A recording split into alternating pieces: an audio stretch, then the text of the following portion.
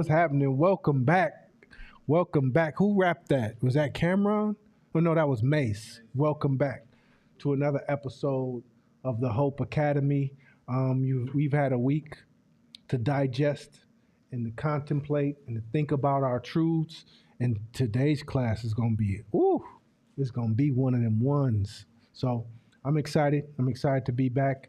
And Nana got some fire. So um, why don't we jump right into it? Make sure you got your pen, your pad, able to take notes, because as you see the like what we're building up in this class, the culmination of what we're building up is by the end of the year, it's gonna mean something, and it's all gonna be interconnected. So let's recap. So some of the things that we talked about last class a couple of weeks ago, key points is performing for imaginary audiences. These were, to me, some of the big ones for us as black folks. Performing because we have a lot of imaginary audiences that are out there in our head that we think are watching us, but they're not. I call that mild schizophrenia. Mild schizophrenia. The they ain't gonna let you do this. They watching us. They set this up. They poisoned you. And you can they yourself into a hole to not move. If you have a belief inside of you that says, why blow up because they are just gonna take it from you. If you have an internal belief based on patterns that you created in your head, then you're gonna subconsciously self-sabotage yourself. So that's why it's a trap and it's deadly to have them days in there. I don't give a fuck about the days. If they not, it don't matter. I'm going after it and I'm doing the best that I can do, be the best that I can be, and grow the biggest that I can grow. But you'll find that over time, it was all invisible. It was all a story. The other thing is, we think people are watching. We think that you got hella haters. You think you got all.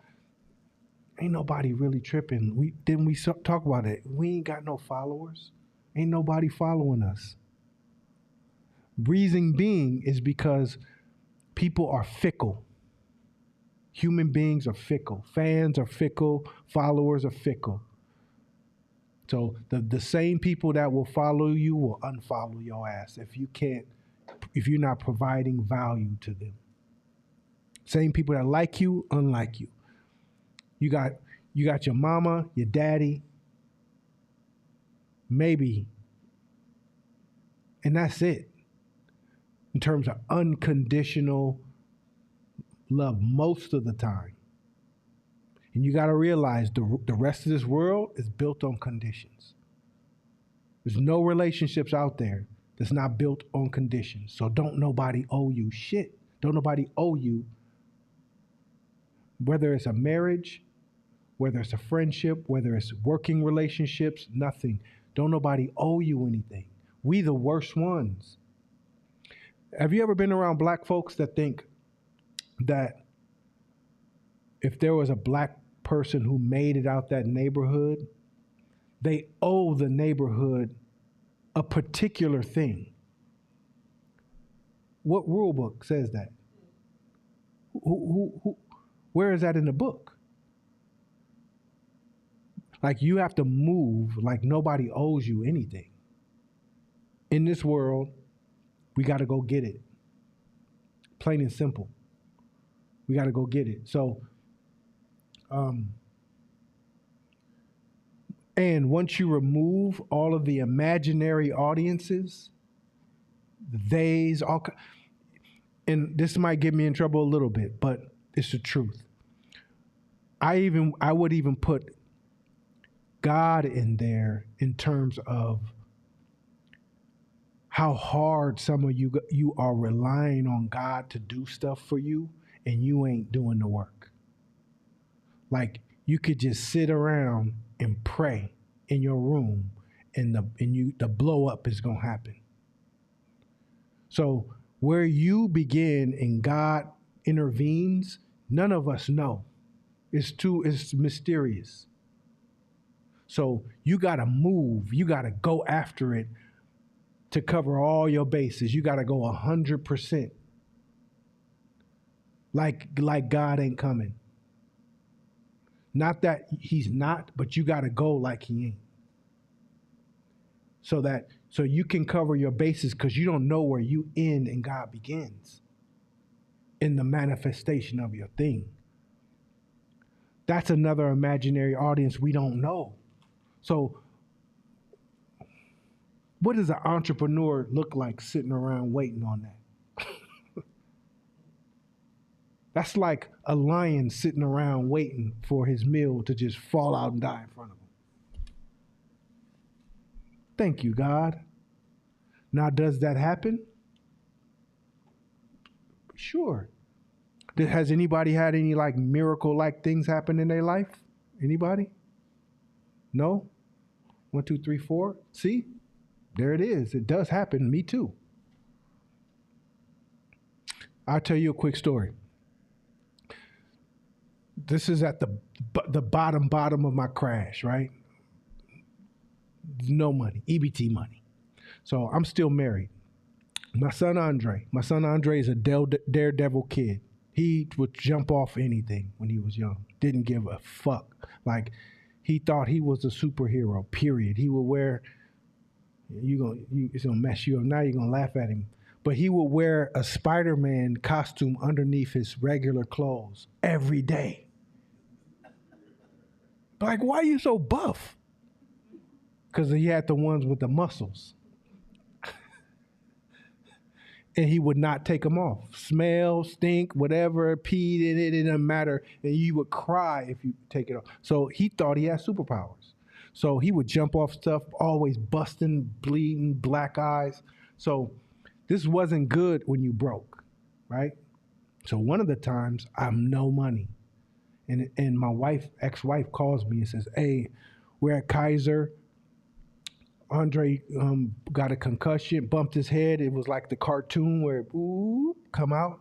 So we got to, take him out. But it's $80, and we don't have $80. I didn't have $80 nowhere. So I'm like, I'm coming. I'll take care of it. I'll be right there. It ain't like I had $80 in my pocket, but I was just going to show up, right? I pull up, I park. Right in front of Hayward Kaiser. I open the door, I look down. It was looked like paper. I picked it up. It was 20. I opened it up, it was 420. It was $80 exactly. I walk in, I give her the $80, and she's like, how the fuck did you do that? I'm like, yeah, it's like that. And I walk out. Now imagine after that moment, moving like that everywhere. Expecting life to hand me anything I need anytime I'm on. How far do you think I would get? You got to cut that off as an anomaly and keep it pushing, no matter how perfect it is. Thank you, God. And keep giving it 100%. Like he ain't coming back. And when it shows up, thank you. But you don't move like that because we can't see. We don't know. So if you don't know, a smart entrepreneur hedges herself or himself and puts in the work to make sure that they are doing their part the best that they can. And they got to assume and move that ain't nobody coming. Ain't nobody coming. Ain't nobody watching. Ain't nobody hating on you. Ain't nobody following you. You got to get it. You got to get it. I think that's probably the most emotional I'm going to be is today because I've been thinking hard about this stuff. And then me and Nana had conversations about it. Like, I'm in my feelings right now about how this actually works and how some of us, we take this shit too casually. So, and part of it is because of these imaginary audiences that we think are around us. They're not there. Anybody afraid of the dark when they were a kid? Closets, under the bed. Has anything ever came out of those spaces to get you? Never. Josh just came out the closet.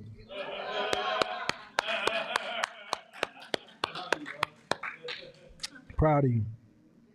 Proud of you, Josh. This class does wonders.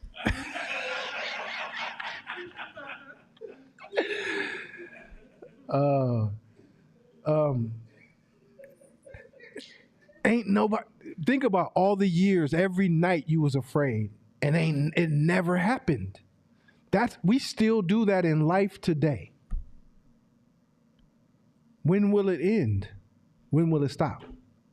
Next thing, social currency trap. I think we also take certain things that get taught in the class and we run with it. We run a little farther with it because it's most comfortable for us. We run with it. Oh, we got to prime. Priming is a thing, right? Priming is a thing. It's important. So I got to prime. But for us, as black folks, we already suffer from not feeling good enough and not valuing ourselves high enough.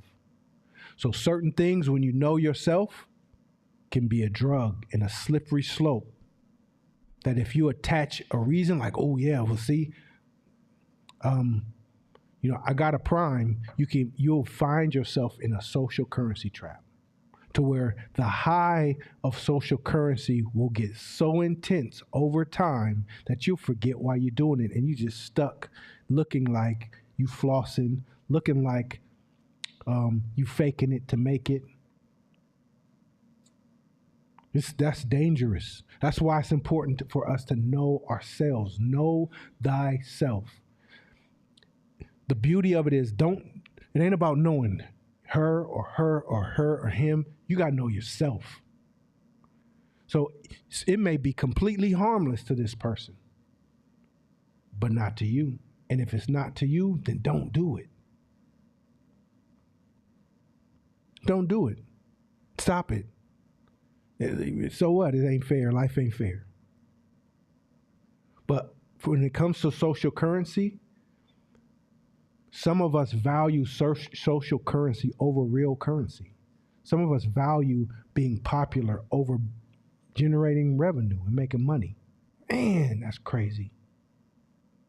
That's crazy. Some of us value likes over the actual money. And so what typically happens is we'll lean toward things that we're good at instead of leaning into the things that we're not. We got to lean into the things that we got to lean into learning how to generate revenue. Because if you look at your bank account, now you see that truth and it hurts a little bit. Your natural propensity is to fight, freeze, or run, right? Oh, I don't like that. Let me go get some likes. At least I'm comfortable there. That makes me feel good. Let me go buy something nice. Let me go look good. Get out there and you look like $1 million. And you get all the fanfare around it, and you come home and you feel accomplished. Man, I won. I feel good. I did something. It's because you got the after effects of what money does without having the actual money. So let me go back a little bit. You ever see that video I think it's the 50s, 40s, and it was a white man saying how to sell to the Negro. Anybody see that video? How to sell to the Negro. And you know what? They knew us. They knew that our value was so low because we were seeking value so much because we were so devalued as a race that we're going hard to create value by our outer appearance. This is how you sell to them. Don't sell them that cheap shit. Sell them the expensive stuff because they're looking for value. That's what he said. Sell them the good stuff, the expensive stuff, because they're looking for value. Oversell them that. They got us pegged, and we don't even know it. We just blindly, oh, I just like nice things. I just like high quality stuff. No, you're in a trap and you don't even know it. You're in a trap. Here's another second reason is in the wild. Most things in the wild is about hunting, eating, sleeping, and having sex, right? That's how animals in the wild continue to grow, and that's how they survive until it's time to die, right? But there's a pecking order, right? Alphas all the way down to the bottom of the barrel. So how the most desirable in alphas show the world that they're the most desirable in alpha, couple things. They're the biggest. They're the strongest. They growl the loudest. They can hunt the best. They're the best fighters most of the time. In other wildlife kingdoms, you say like the peacock. The peacock attracts most of the females by spreading out their wings. And the bigger the wings, the more pretty, and you know, they shake them like this. What they're doing is they're letting all the ladies know, I'm the biggest, baddest motherfucker in this room. And guess what? He gets to mate with most of the females in that around him. Because it's a winner-take-all game in the wild. It's a winner-take-all game. Same with lions. Lions get the pride. They get 7 or 8 lionesses in their pride. Same with horses. Same with most things in the animal kingdom. It's a winner-take-all game, and the strongest, the most beautiful. And what that does is when a peacock opens its feathers wide and it's beautiful and giant, it's saying, I have more than enough. That's what he's telling the females. I have more than enough genetics to create healthy babies for you. So when you see a big, strong guy, muscular, internally, the animals we are saying, I have more than enough healthy genetics to create healthy babies for you. And that was what makes him attractive. It's the truth. When we see a woman that we're attracted to and she's curvy and voluptuous and all those things, it makes us crazy, but really internally, deep down, it's saying this woman has more than enough to have healthy babies for us. That's what it signals to us. So over the course of time, why am I saying all this? Over the course of time, us humans found a hack to it. What's the hack? Oh, I don't have to actually be able to provide. I just have to look like I can. So if I make $1,000, $1,500 a month, if I just spend that on clothes and go out to the club, I can get the best girls. And that spread like wildfire. I don't have to actually be it. I could just look it and it still has the same results. And coming from where we come from, slavery, and once we realize that we could skip the step of actually doing the work and just get the results, that's our culture now. That's our culture now. See the context of that? See how cold of a game that is? We reward each other for doing that. Guess what? As black folks, when we meet each other, black men, we walk in, the first thing we do is how do we look each other up and down? We start with the shoes. And we do a calculation of their outfit. Women, when they look at a man that's favorable, they start with the shoes. Shoes, watch, calculation. Okay. That's the equivalent of Peacock feathers. How big is his peacock feathers? How well could he? It's signaling, security signaling.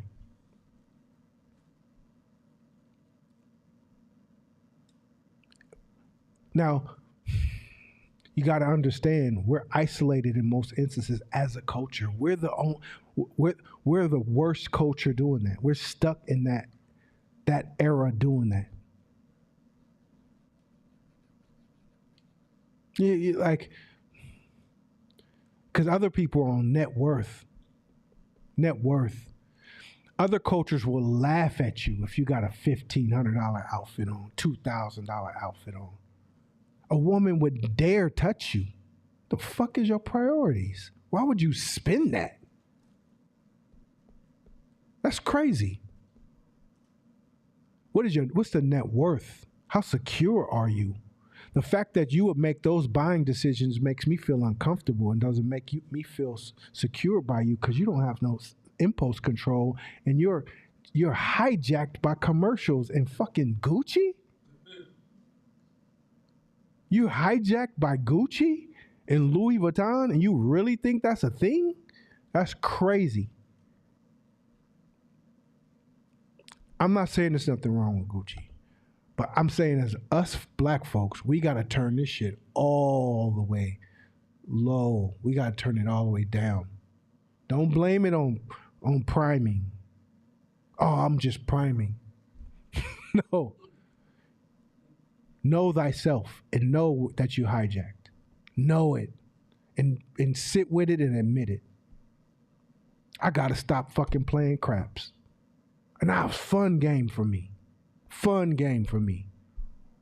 And I'm winning. I was winning. I love finding little glitches in the holes in the matrix. That's my shit. Find little cracks in the system. But you know what started happening? I started feeling addicted. Start feeling addicted. Fuck. And when I start feeling addicted, I start breaking the rules that I had in place for it. And I was like, damn, I'm gonna have to quit this shit. Damn. Then I'm like, I don't do nothing anyway. I only got one thing, shit. No, I don't give a shit. Know thyself. Know thyself. Because what game are we playing? We playing the entrepreneur game. You can't be hijacked by shit.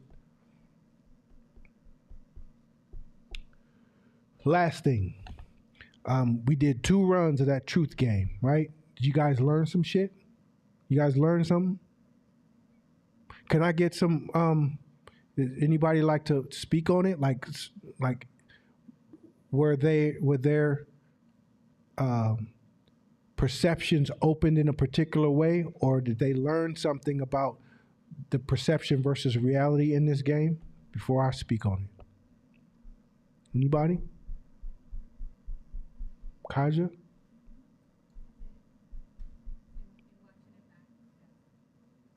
Go ahead.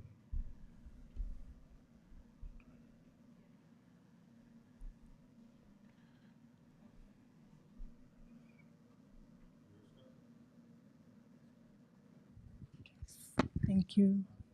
Yeah, I did learn something, particularly watching it back, um, about being careful about how you measure and analyze data that comes out of it, that you have to contextualize it around um, what the entrepreneurial intent was from the start. Mm. Yeah. I'm gonna start calling this a sweet science, right? This entrepreneurship is a sweet science.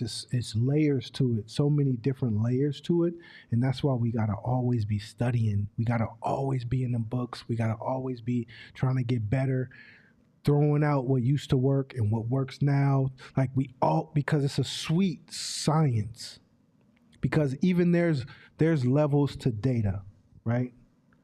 Because it's gonna take us a while to even just start looking at truth in data. So now we good. We got you guys looking at data now. We're no longer like Our perceptions and realities are close to being lined up. Okay, now let's talk data. Okay, not all data is good. And you're like, fuck, I just got into this, start looking at data. I know. But just hold with me. Not all data is good. Right? You got to look at the context around the data. Where'd it come from? Even who. That's why even some books I read, when they say, "Oh, we did studies of 100 college students," I already start looking at it. College students, they just trying to get a check, cuz they trying to eat. They hungry. They'll say fucking anything. So I take it with a grain of salt, because data can always give you skewed perception. Perfect example, Kaja last week when she said, I increased 75%. Without context, you're thinking, whoa, that's amazing. Why are you stopping? Keep going. But then you look at the actual numbers around that and you realize, I see. So data always needs context. Data always, and the more context you have around the data, the more opportunity you have for the data to be accurate. So you don't dive into data like wholeheartedly, like this is everything. But now, at least you're on the right road now. You're away from the emotional road, and now you're on the right path. Now you pick which lane you want to be in, which gives you the better opportunity to get accurate data. But continue to play the truth game with yourself, always. And you'll find that the truth game stops being harsh. Now, the byproduct of this is, over time, you're not going to feel cool no more. It's just the truth. Because you're going to lose, feels like you're going to lose a little bit of connection with the outside world, because you don't relate to their conversations anymore. Their frequency no more. You keep interjecting and interrupting the flow of what they're trying to say. And they're saying, leave me the fuck alone. Let me go down this path that's full of assumptions and make-believe and finish my story. And you're saying, okay, all right. But don't ask me, like, don't try to sell me on nothing, or don't try to influence me, because I'm going to stop you and say, wait, time out. And so friends, family members, and all that kind of shit, over time, you'll realize, damn, yeah, that was dope. That's fire. For real? That's crazy. That'll be it. Because the minute you say, oh, you get in your real mode, you eat it, and you eat the shit to pieces. You just destroy it right there in front of them. It's not everybody. Not everybody. It just becomes a Tourette's thing, because you've trained your mind to look at truth. You trained it, and it took you a while. So now it's that muscle's firing. They always, and you think you want to shut up. This comes out. Not always. Is it always? Is it always really? 100% of the time? Always, huh? Well, no, actually, no, that's not actually. Well, let's find out who did it. Well, why don't you look it up? And you're a party pooper. But in business, you're getting cold. Oh, you're getting cold. You're getting cold. Cutting through the bullshit. Your negotiation skills get crazy. Because they say, oh, let me tell you my story. And you're like, are you done with the story yet? Okay, so, cool story, bro. Good story, bro. But let's get to some nuts and bolts, some data, some truth. But this is where we all want to be entrepreneurially. This is where we want to be. And we want to grow and improve in this space. Like I said,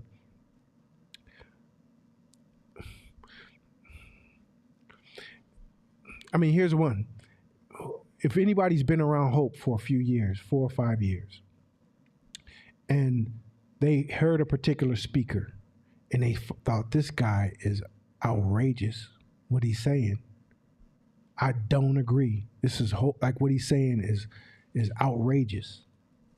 And 3-4 years later, because you've been in a class, your thinking is adjusted, and you listen to that same person and you agree 100% with with what they're saying, or you agree with a lot of what they're saying. That's how the game goes. It may have happened here. So the truth game, it correlates with the social currency trap, which correlates with the imaginary audience. So all three of those, the number one and number two, evaporates with the truth game. What's the truth? It evaporates. Now, last thing about the truth game. Like I said, data, there's levels to data, but there's also levels to truth. There's absolute truths, but there's also relative truths. So there are some things that where it may be true for you, it may not be true for you. What may be true for you may not be true for you. Right? So there are lots of truths that are relative. So you can't argue with somebody's truth. It's a waste of time. But you got to know the difference between like where you play. Are you playing in the world of absolute truths, or are you playing in the world of relative truth? If you're playing in the world of absolute truths, then it's easier to navigate. Relative truths have to be argued a lot of times because it's how I see it. Remember the elephant?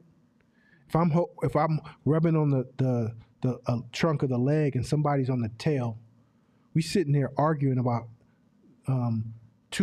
arguing about two different places of the same thing.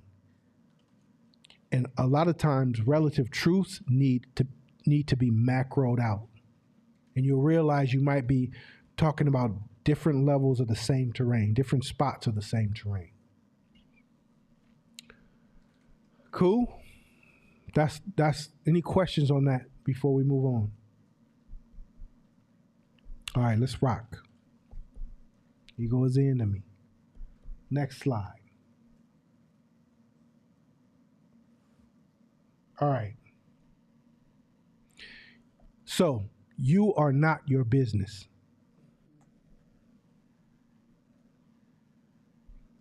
So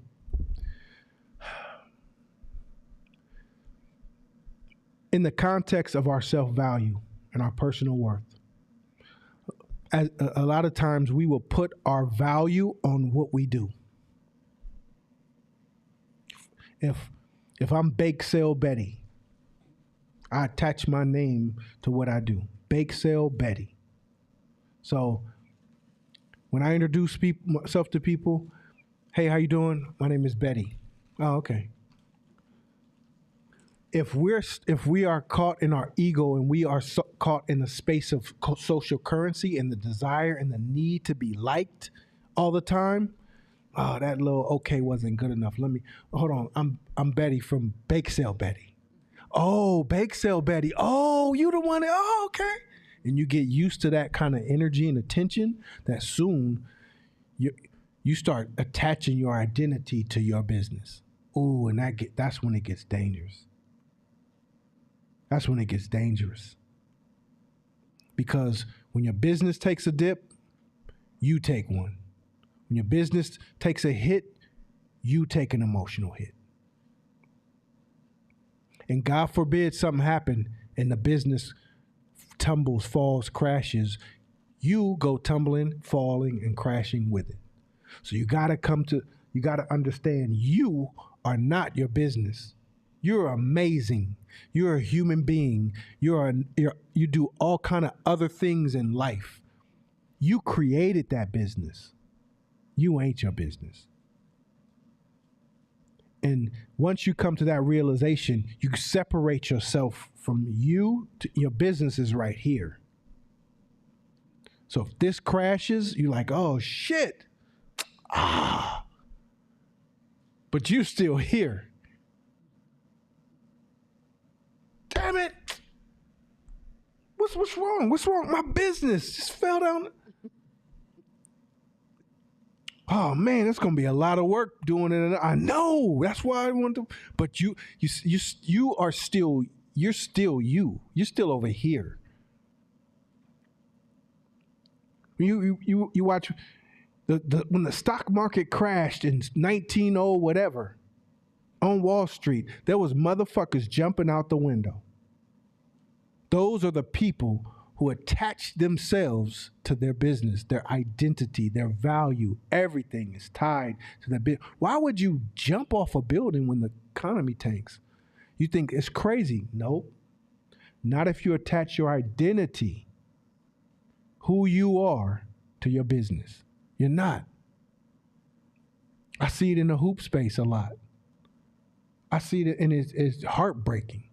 Basketball players who've been groomed since they're 8, 9, 10 years old, and they were good. They're the best of the best. They killing everybody in their area, and they grow up and they practice. All they know is basketball.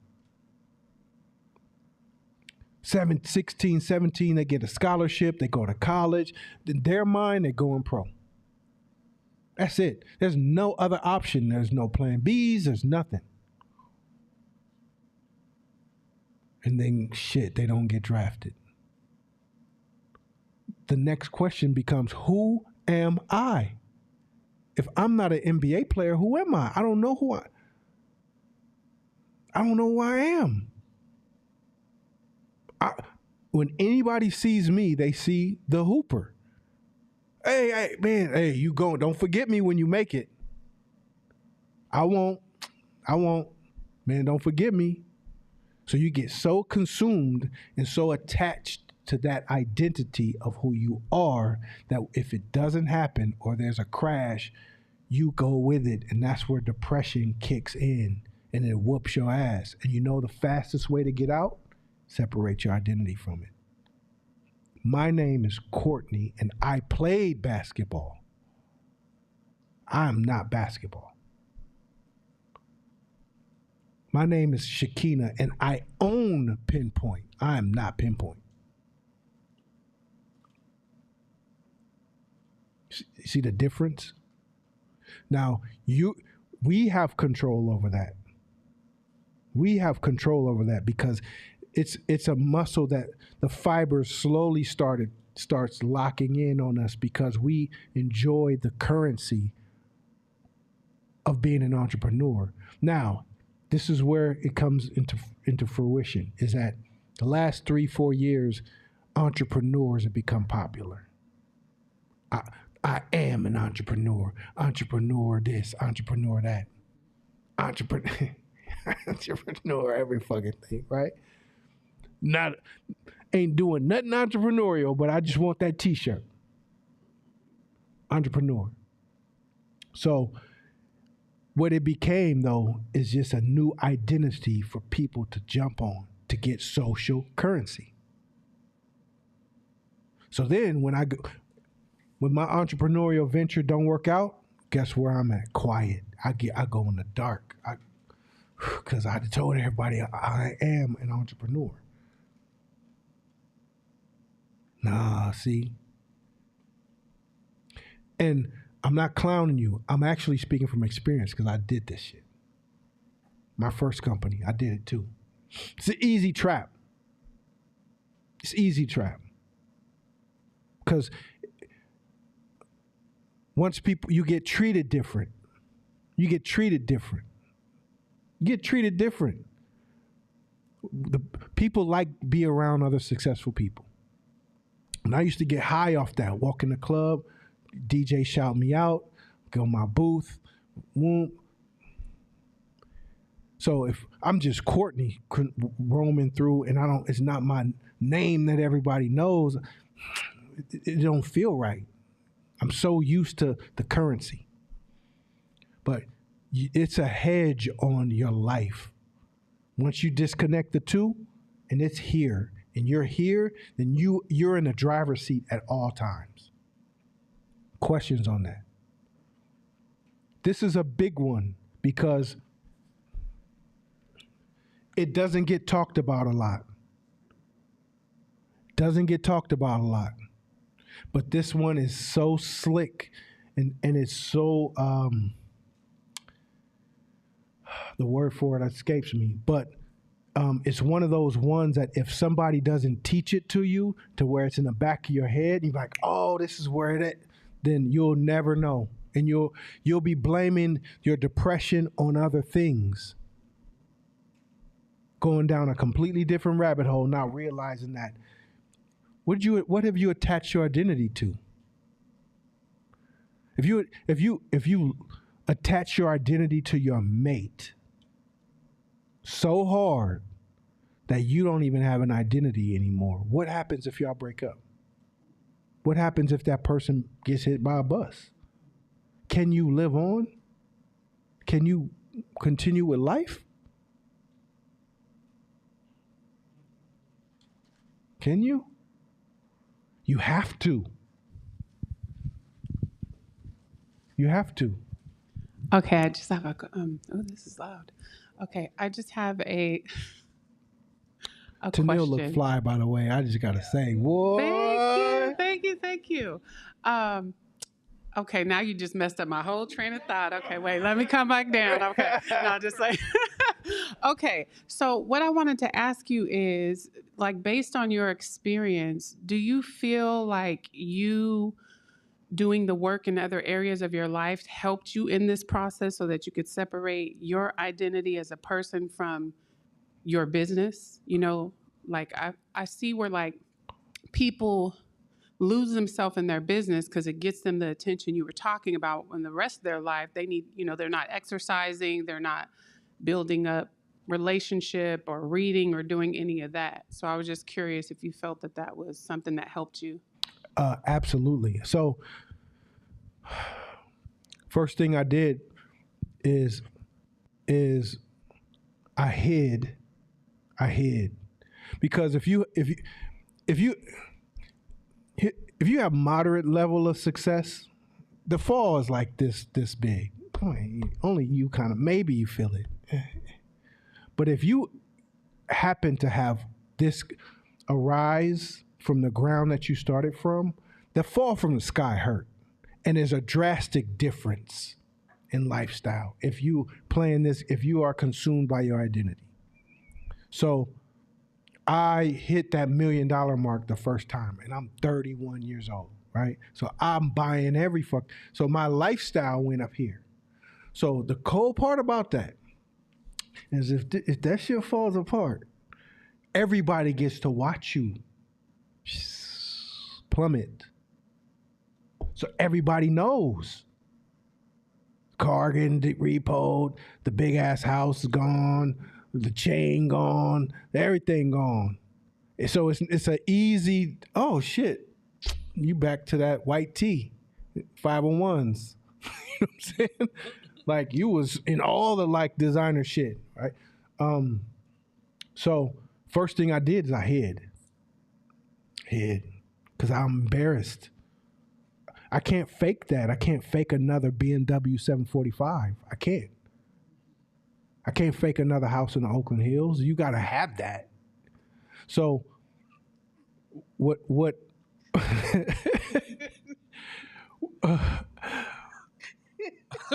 I did so what I did was I was depressed first. Let me just keep it 100. Let's go back to absolute truth. I was depressed for a good year and a half. Now, this is what ego did. I'm looking for the first illegal thing smoking. First lick smoking, first dope. Give me anything to get back. I'll take the risk. I don't give a fuck, because the shame of not being there is worse than the risk I need to take. So I'm a hustler. So that's the first things I did. Boom, boom, trying to get right back where I was. First, I don't give a fuck. Legal, illegal, I don't give a shit. Because it's all ego. When that failed, then I had to face reality, crash and burn. I lost everything. So I started with spiritual.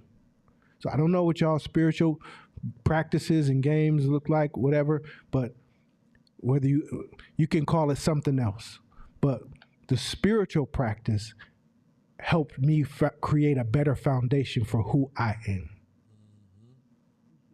And it detached myself from all the money shit, all the material stuff, and it was about finding who I am and what's my connection on this earth and to my Creator, and finding my purpose. And I realized my purpose didn't have a dollar sign attached to it. It's I have a job to do on this earth, and I understand my mission, and I'm planted firmly spiritually in who I am. Period. Fuck the money. The money is not, that's a byproduct of the person I'm becoming. Then I realized, oh, I found the I am in me, and it has nothing to do with no entrepreneurial hustle or business or nothing. And my purpose was rooted in who I am. That was the key. So then it's like, oh, I'm cool with not having nothing. I'm cool with being broke. I'm cool with walking. I'm cool with catching a bus. I'm cool with catching BART. I'm cool with these 1 pair of shoes, 2 pair of shoes, 20 pair of shoes. It don't matter. As long as I'm in my purpose and I'm helping people. Right? So I think that happening to me was the best thing that could have ever happened to me. Because if I would have stayed going like this on that trajectory, shit, I wouldn't be here.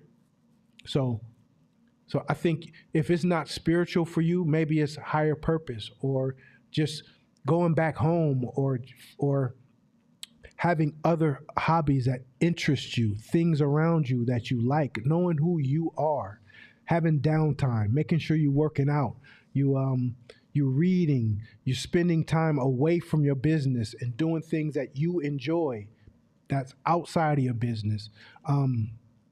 Journaling also, like it's a lot of practices that you can have that tune you into who you are. What do you like? What do you love? What do you like? Our businesses are supposed to fuel our life, create opportunities, and create wealth for our families. So it's not the other way around. So that's where I started. Then I started learning tools about how to manage my mind. So first it was spiritually, then it was what is called now behavioral science tools. I learned behavioral science tools of how to manage my addictions and myself and my emotions. And I really honed in on it, because if you can't manage your emotions, none of this matters. You don't have discipline, mental discipline, none of it matters. So I start immersing myself in the understanding how to mentally discipline myself beyond the spiritual, because you could be super spiritual and be addicted. You can be on coke, you can be all kind of shit, you can be fucking everything that's walking and call yourself spiritual. Because if you don't build no disciplines around it that's purpose driven, then none of it matters. So the second phase of it was mental, and we teach everything and even more that I've learned that I taught myself back then. And then came the business. Then it was like layers to the shit. So then when the business and the money started coming, it was like, oh yeah, that's dope. Oh, it's dope. I didn't buy a chain. I didn't buy shit. I still ain't bought no chain. That shit doesn't interest me. Super disconnected. So whether I look at my bank account sometimes and it's $400,000 in there, and I look in there sometimes and it's $4,000, and it doesn't, like, I don't get jolted either way, because we're purpose driven. Any other questions? That was a dope question, actually.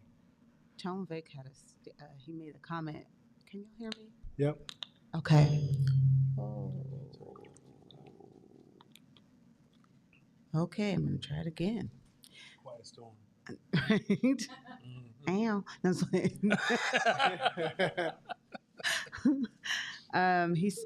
he said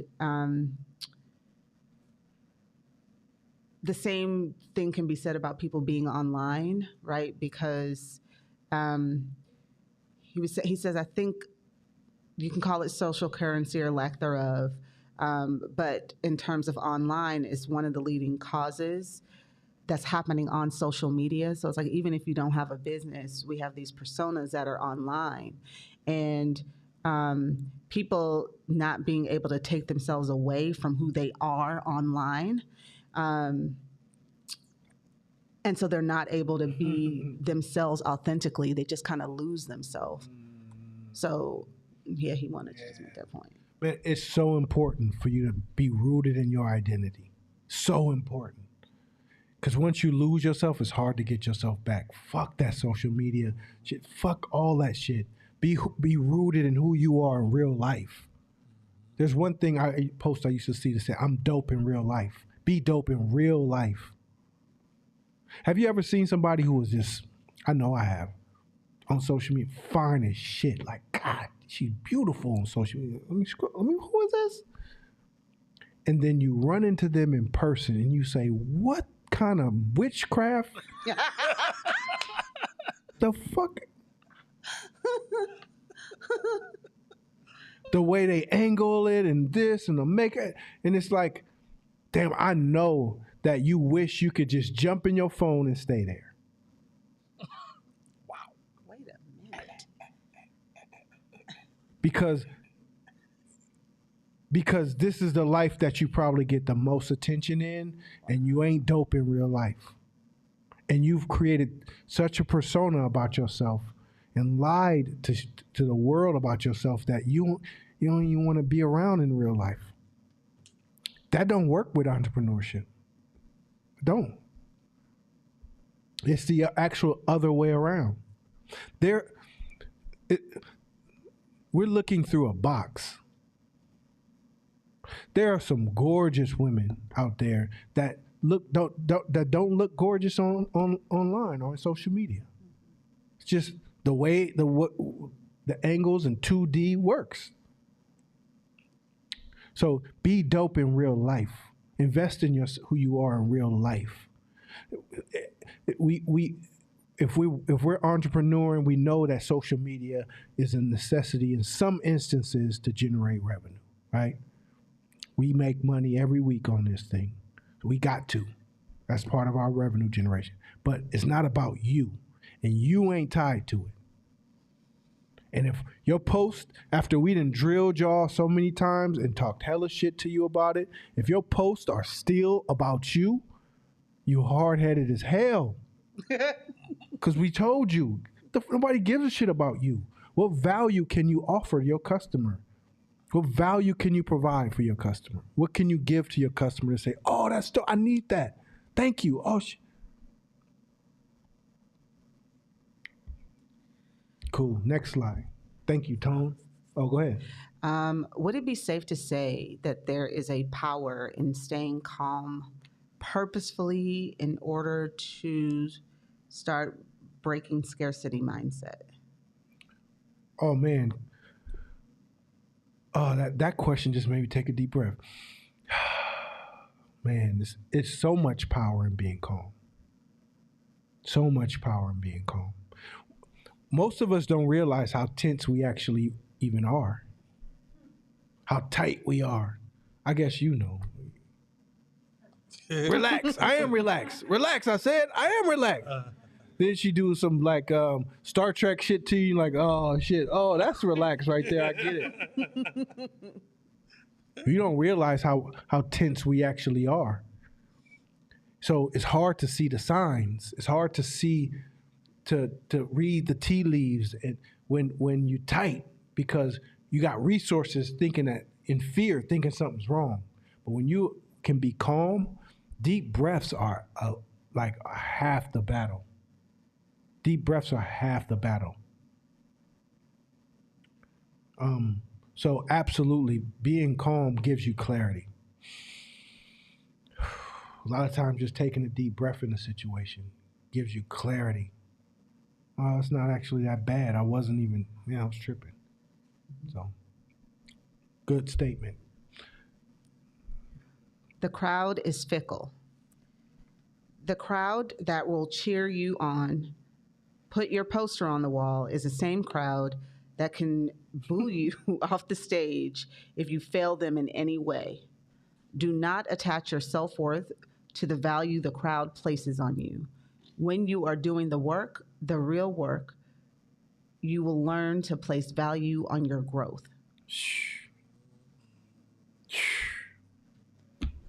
Listen, man, we literally was just talking about that earlier. Literally. Yo, Literally. what more can I say? Like, for real. It is. This is one of the hardest bars out there. Because when you place your value on the real work, I see, that's when you will grow. That's when you will grow. Hey, who was that? Yo, we just had a celebrity walk in the room. Who was Celebrity that? just walked in the room. This is where all the superstars come. Yeah, you know what I'm saying? Man, here, you know what I'm saying? This is the new Hollywood. Oh man. Now I'm about to start. Go and spread the wings up, brother. When you playing basketball and they come, you start dunking and shit. Your girl come in. Yeah, you ain't made one shot before they got there. Put me in the game, coach. Put me in the game.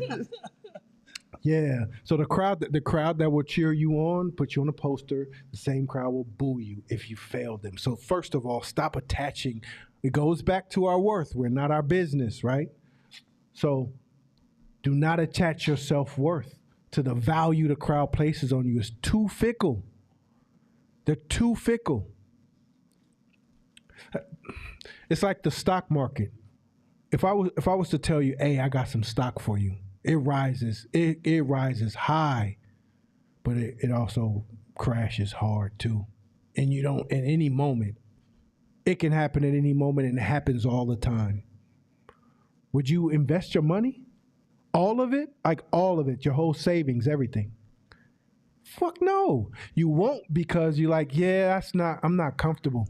I'm not comfortable taking that much risk. But we do it all the time. We invest our whole self-worth in the likes of dislikes of a crowd that we can't even control. They can cancel your ass in a heartbeat and you didn't even do shit. 2 years later, they be like, oh shit, my bad, and you 6 feet underneath. See what I'm saying? What was it, that artist, is it Chingy? With the transgender? Oh, yeah. It was him. They buried him. They canceled him. He lost tour dates, money, sponsorships, everything. Didn't go broke, but lost all his future money. And 2 years later, the transgender came out and said, oh, I was lying. I never dated him. Mm-hmm. Yeah. Cold game. Once you understand that, you play it different. You can tell the people you can tell how people play this game. When people are at the award shows and they win an award and they crying because I just wanted all y'all to accept me and like me. Or when the crowd comes and they get high off the, setting yourself up for a fall. So it's okay when people come and they're like, oh, you doing great, you blowing up, but don't let it get to you. It's like, yeah, thank you. I'm on to the next. It's good. I have that problem on the other side because we do need to celebrate a little bit more. It's true. I don't celebrate shit because that's my mentality. But I have a staff, and we do need to celebrate the wins, a little bit of the wins. because that's good for team building and good for morale. So I just push my mentality on the group, but in actuality, you do got to celebrate small wins. You got to celebrate some of the wins, but it's how the wins seep into your soul. Do you get the dopamine hit when it happens? That means you're addicted to the roars of the crowd. No, it's a setup. It's a setup. It is a setup. I have a question. Just thinking about Lizzo. Ooh. She's still on top, right? Ooh. No. It's bad. It's bad. It's bad. It's It's this. bad. It's all bad. Oh, it's bad. Oh no, Lizzo's getting sued right now by her staff and dancers for discrimination, fat shaming, and abuse. Yeah. And then now, once it happened, like 4 more people came out and said, "Yes, it's true. Lizzo treated me terribly. She fat shamed me, and she used to scream and yell at me." So she's getting dog piled on right now. I know. So here's the interesting thing about Lizzo. What? Yes. Yes. This is today and yesterday. Yeah. Yo, Yeah. I'm not gonna take this microphone, but I promise you, I can get down for about 10 minutes right now. Oh yeah, but you started it. I wasn't. You started it. Go ahead. Just So my question is, like, there's a point at which, you know, she got the mob behind her, right? They fat shamed me. They diss me. I'm the voice of the people who don't look like the norm. So there's a part where she understood the mob and she used the power of the mob to help her in many ways, right? Now, this is going the other direction for her. But my question was, what's an example in your mind of someone who is playing the game well when it comes to the mob? Or would you say you think it's Beyonce? I didn't say that. Josh said that. Okay, but who's an example of someone who's using the power, like they're Power in front of? decently. Yeah, All right. yeah. So check this out. So first of all, the Lizzo situation proves how exact this is. Man. Think about it. She changed the course of a culture with her movement, and now the movement is turning the fuck on her immediately, right now. Shamar's like, I hope Fabletics put her stuff on sale because there's a couple of things I want to get. It's gonna happen. She was like, oh, good. I hope she go on sale.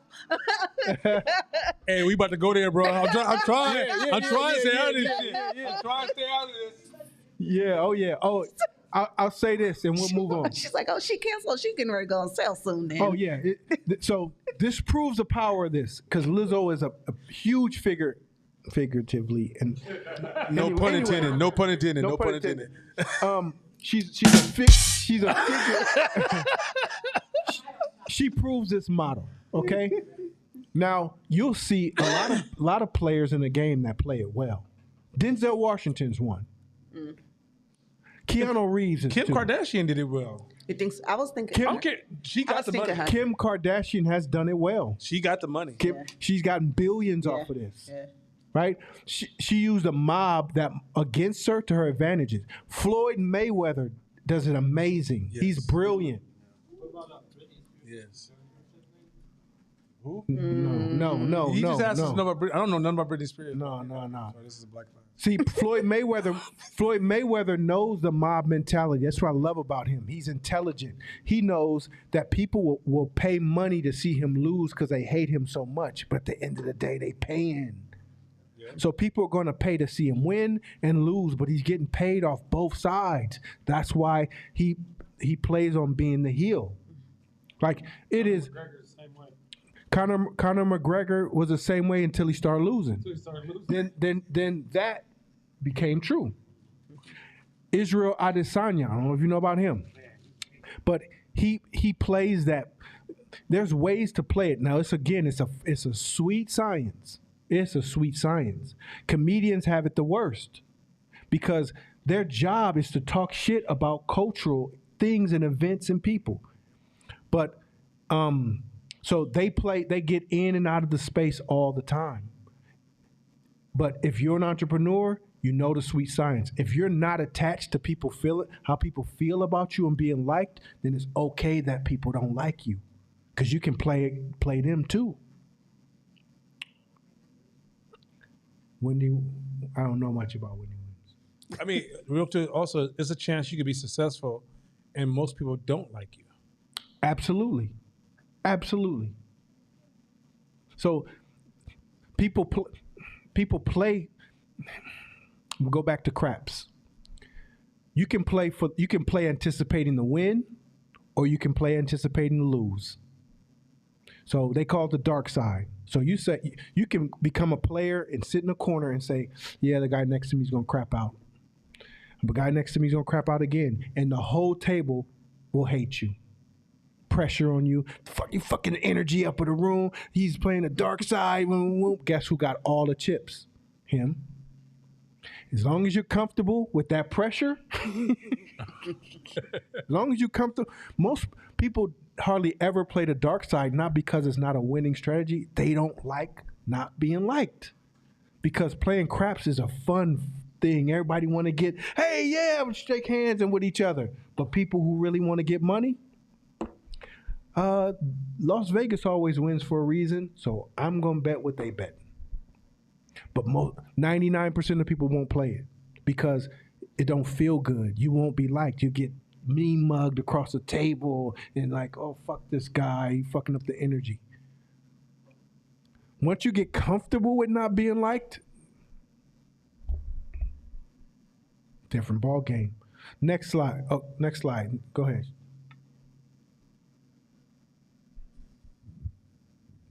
So my brain is kind of split right now because yes, there is something to not tying your strategic brain to the accolades of being liked, but there's also in my perception the ability to persuade people into liking you, buying your things, supporting you. There's a likability factor that goes in. And so I'm struggling with like, what does the balance look like? Because not to say that it's important for them to like me, but if I'm so horrendous that nobody wants to fuck with me or fuck with my company, then it's like there's a negative connotation to not being liked at all. Oh, for sure. So I'm not suggesting that we run around not being liked. Right? In order for us to generate revenue, you have to be liked. You have to be liked. You have to be really liked. You have to be loved. You have to have fans. You have to be people got to be obsessed with you. But go back to the last slide. Never forget this though. Go back to the last slide. That shit is this thin. You know what I'm saying? It's not solid. Now, if it's formed, it's like a balloon. You see it and it's real. Oh, look, balloon, it's real. That's money. That balloon's coming in, people giving money. But just know how delicate it is. And that you can't attach your identity to it because they may just need one thing to not fuck with you no more. You know what's so cool is Martin Luther King. Martin Luther King. He was loved by so many people, and in the end of his life, a lot of people turned on him. Yeah. Yeah, so like even if you're doing the right thing by somebody, that's just you just don't want to you don't want to hang your head on that type of like and love because it's too sensitive, fickle. It's based upon a lot of hidden psychological things like envy's in there, all kind of stuff is in there. And if you disappoint me, and there's a few of us, and because of barbershop talk, it can spread like a wildfire. And so really your most valuable asset is not the invisible, it's the ones who are close to you. True story. All right, next slide. Be obsessed. Be obsessed. So, most of us have grown up with the word like that. The person was obsessed with you. Person was obsessed or obsessive compulsive disorder. Like usually the word obsessed, it comes with a little bit of negative connotations around it, right?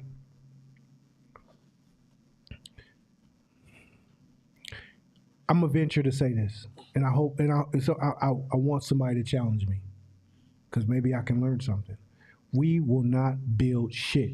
You cannot build a business, you cannot grow a business, you cannot expand, scale a business, or even start a business without being obsessed with it. You need to be obsessed. Now, there's healthy obsessions and there's unhealthy obsessions. But we have taken, some of us have taken such a casual approach to this entrepreneurship shit that is almost disrespectful to the game. I don't like to use the word disrespect a lot, but it, let me pick another word. Basically, you devalue how challenging it is to make it as a successful entrepreneur.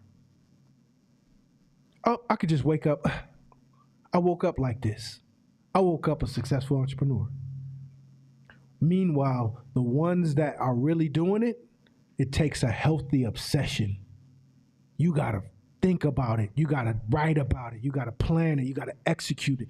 Come back, think, oh shit, what did I do wrong? Okay, come back. Let me change it. Let me risk something. Let me put it on the line. Let me go back. Let me talk to somebody. Let me humble myself. Let me learn again. And this is the routine that you're playing all day, every day, all the time. What did I do wrong? Shit, I'm thinking, okay, wait now. Oh, I gotta win. Cool. All right. You're constantly, nobody else have to appreciate the outside world, outside of us entrepreneurs. The outside world don't gotta know shit. They can think you crazy, fucking talking to yourself, whatever. You don't need to be patted on the back by them. I know you work so hard, but that's the life you chose as an entrepreneur. And it's thankless a lot of times, but that's the life you chose. But you got to be obsessed with this shit. You got to be obsessed with it. How do you get there?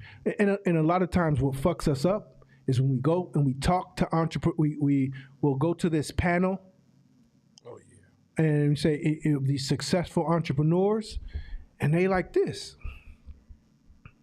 Yeah, so, I just, thought of this idea, and then, I just talked to this person, and, next thing you know, I'm fucking in Target.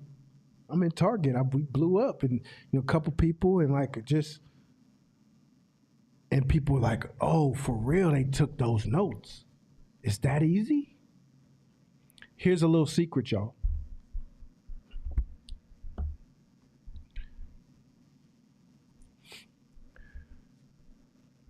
Part of my marketing strategy and part of my way to most entrepreneurs, our way to send their competition off the scent is to act like this shit's super easy. Have a real casual approach to it on the surface. This is easy. Entrepreneurship is easy. You close the doors and you get out there and, hey, say, hey, how you doing? Yep, oh no. That's when you look good. That it just throws other competition off. How are they making it? How are they doing it so easy? Entrepreneurship inherently is hard. The percentages of people who make it in business are so low, single digit low. For you to ever think that you can not be obsessed with growth and improving yourself as a person, keep building, scaling your business, you tripping. You tripping. And it's gonna get deeper later. But this is the word I wanna use. If you ain't obsessed with becoming a better person, if you ain't obsessed with working on yourself, improving yourself mentally, becoming more disciplined, and growing your business and becoming a business person and an entrepreneur, then what the fuck you doing here? You can't play this shit. You can't play entrepreneurship. You can't. And I know, like you said, the last 3 years, it's become the buzzword. Same way spirituality was a buzzword before that, and everybody was going yoga, hot yoga, and yoga pants and all this shit. I wasn't. Except him. You ain't had no yoga pants? And it was the thing, right? Fucking. incense and fucking what's the word? Sage was everywhere and all this shit. And now they selling sage at the lake and all this shit because spirituality became the buzzword, right? But the amount of spiritual people in that mix was 1%, just like it is now with entrepreneurship. Oh, I'm done with this. We on to the next. Fickle, right? Fickle. This just like diets. This diet will help you this. People are looking for quick licks to get in the game. And we're so psychologically damaged, we can't even see what we looking like. We looking crazy out here. You ever see somebody walk up on you and they look like Kermit the Frog, like they got like What? fake lips and fake cheekbones, like everything's fake. Yes. Last weekend. Everything fake. And they look like a Muppet character. And you can't see that look crazy? That don't look crazy to you? But here's the deal. Cognitive dissonance is a motherfucker. That's how strong it is. And if we think we can play entrepreneurship based on a panel from some entrepreneurs and they said to do this, or prescription from some entrepreneurs and they said to do this, or even Hope class and they said to do this, and you could just casually stroll into success, you tripping. We got to all be individually obsessed with our craft and who we are as a person. If not, our results is going to look the same as they did last year, they did last year after that, year after that. So that's another one of the things. A lot of entrepreneurs I've talked to for the past 5 years, they take a fucking casual approach to this entrepreneurship shit. And that's what's devastating to you because it's wasting your time. It's just a waste of your time. You gotta,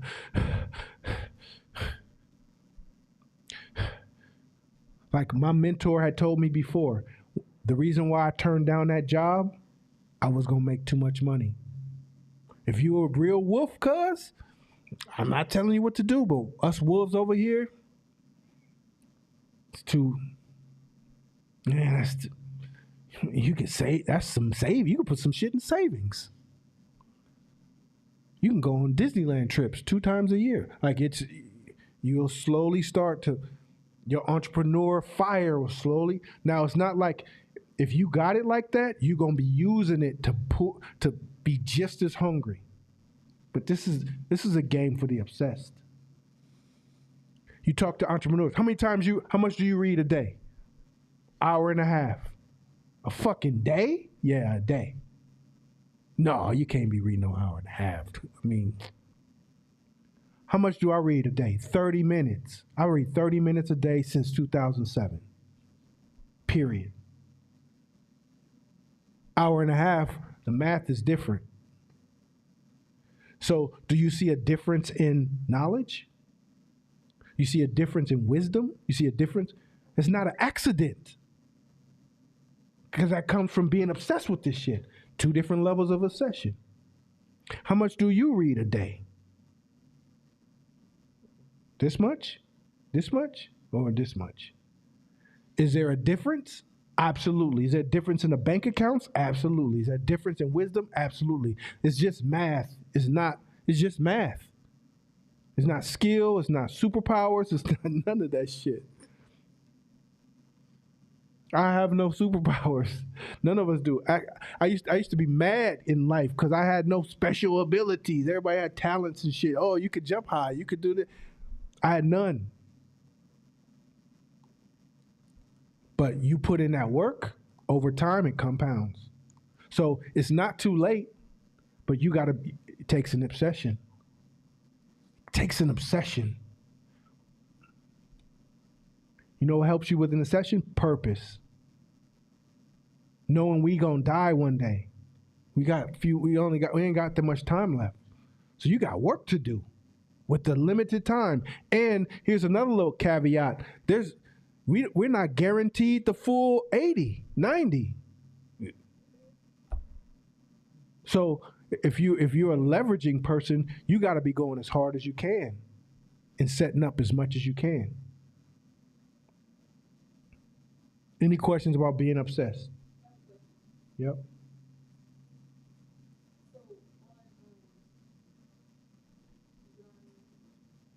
Turn green.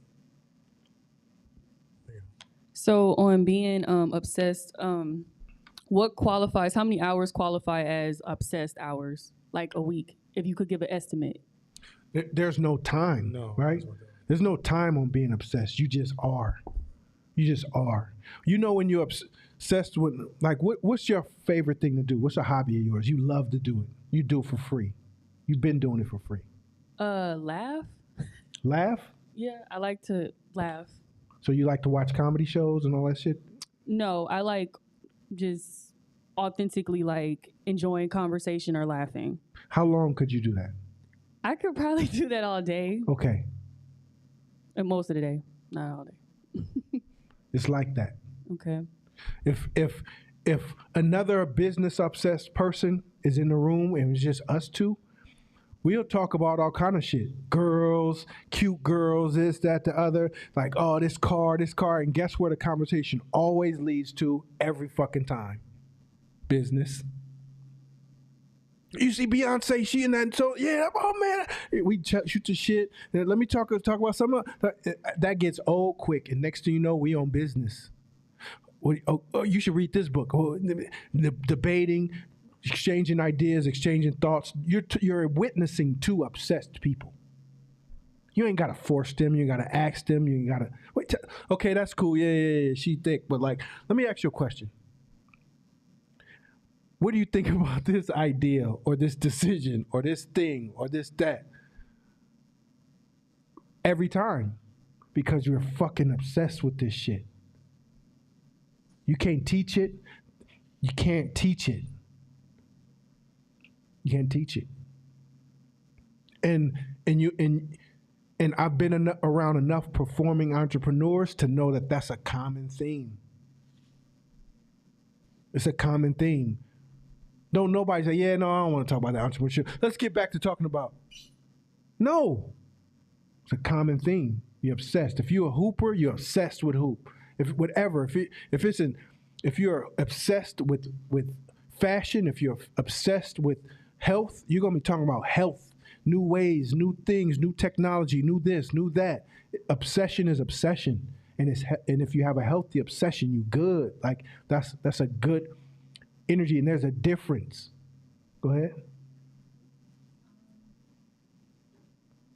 I don't know if anybody else in the class can identify with this. I know that this is my third year in Hope.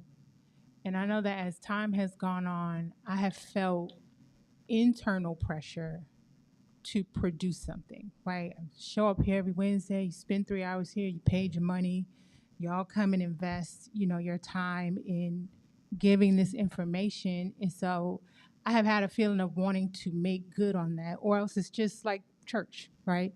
You're here, and after so long, okay, you need to produce something.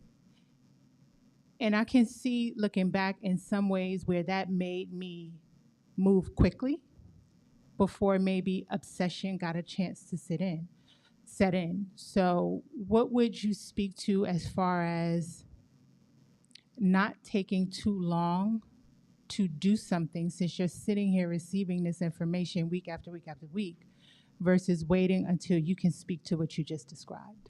Well, you don't force it either. You know what I'm saying? Now, trying things, is nothing wrong with trying and tinkering, right?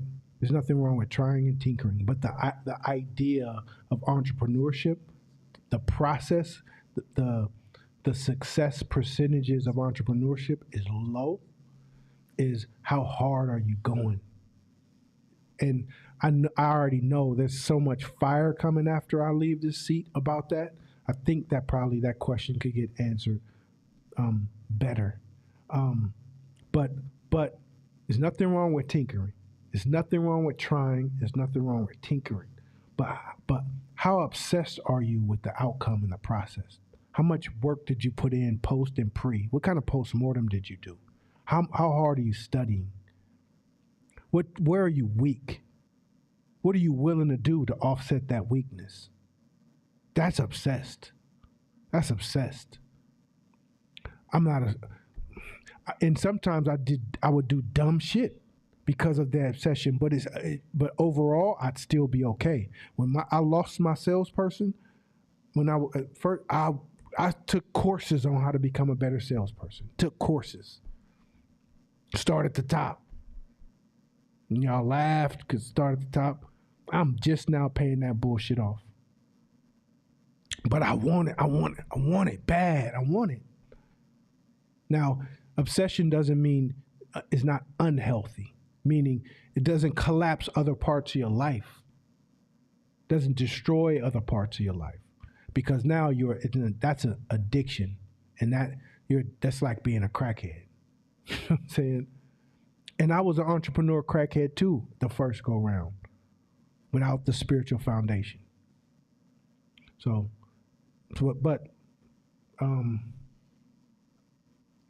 These last two slides, I think we can skip because we already talked about nobody's coming and stop faking it. Nobody's coming.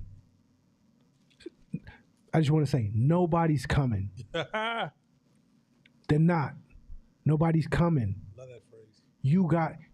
It's on you as an entrepreneur. Nobody's coming. They're not. So if you wait and think, this came from real quick. This came from a guy who was standing at the beach. He was about to commit suicide because his life was over. It was a wrap. He was bad. It was down and depressed.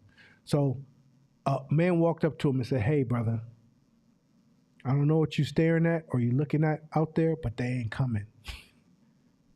They ain't coming. The ship ain't coming to save you. But you got it in you 100% to save yourself. I don't know you, but I believe that in you." And that's what turned him around. Himself, herself. And as entrepreneurs, that's how we got to move. And if we get help along the way, that's great. Thank you, God. Thank you, universe. What I pray for, the assistance I asked for, but you're not looking for, you got to move like they ain't coming. So on that note, we out. Nana, Chris Foster is online talking about you have yoga pants, multiple pairs, and you wear them on your Harley when you ride your Harley. Chris is trying to get charged. Mm-hmm. He does know I have a microphone. Okay. All right. All right. He's only minister with nipple piercing. Okay. All right. He don't want to do this. I can go there. Take care, Erica. Was that the shirt? Bring that shirt up here. Let me show the folks. You gotta see this. All right, y'all. This is gonna be fun. The celebrities have just left the building. Y'all see I'm rocking Court Smith. Anybody from Oakland, y'all know this place, right?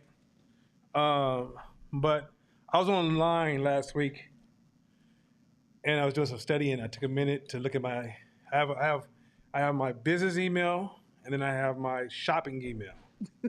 Because like you want to see something. When you shop, you give them your email. You don't give them your business email because that's reserved for focus. And my shopping email, when you got shipping coming, you got to check your shipping, your tracking, right? I do the same shit. Same thing, yeah, man. Because come on, man, it don't make no sense. And so I happened to go to my tracking.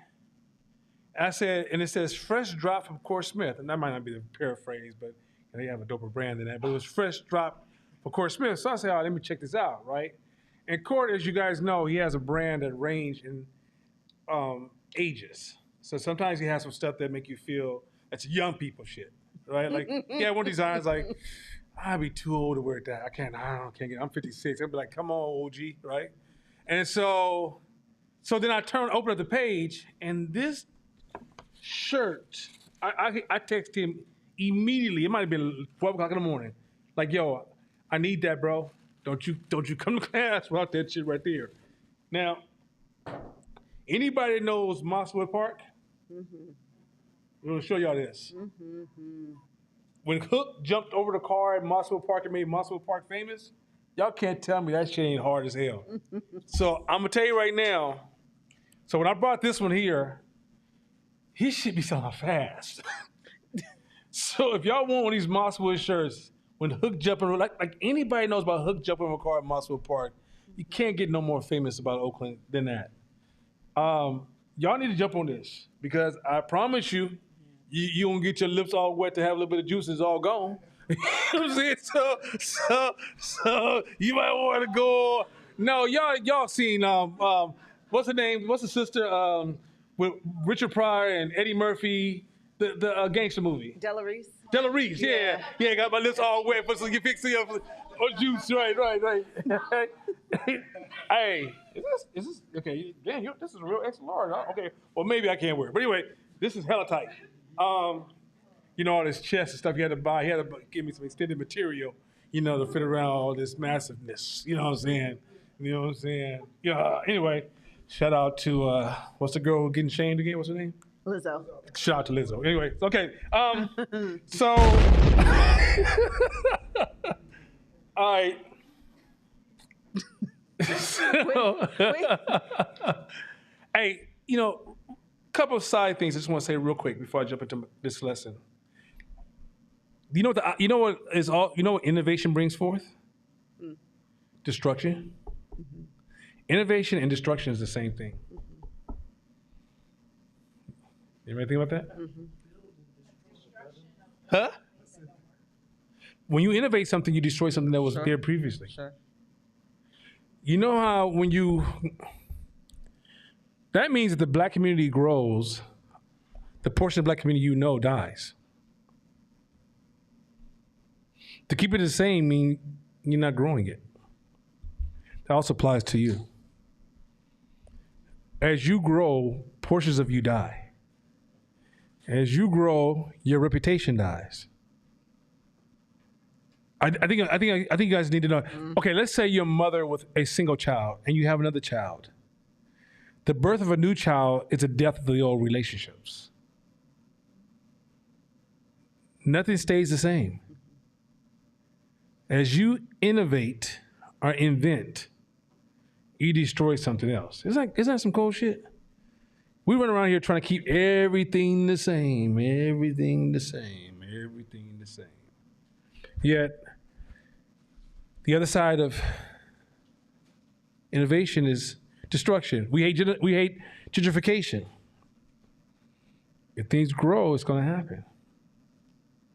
That's the nature of growth. You can't keep things the same. You're not a black community. We really get mad about things changing. Oh, you got to change this.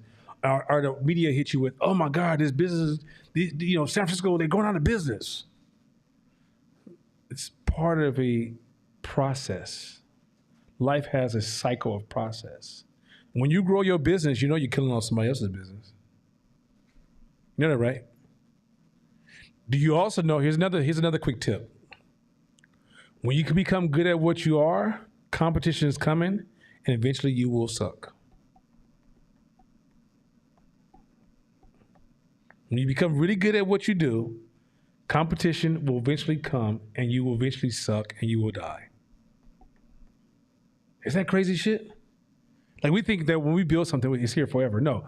As you become great, because of the size of the human population, competition will arrive and shrink your value. So to go back to what Court said earlier, if you attach your value to a company, by nature, your value will shrink because competition will shrink it. Is that some cool shit? And sometimes we marry one side of the equation and we forget the other side of the equation. This is why I hate social justice, because it talks about the positive and never helps you on the negative.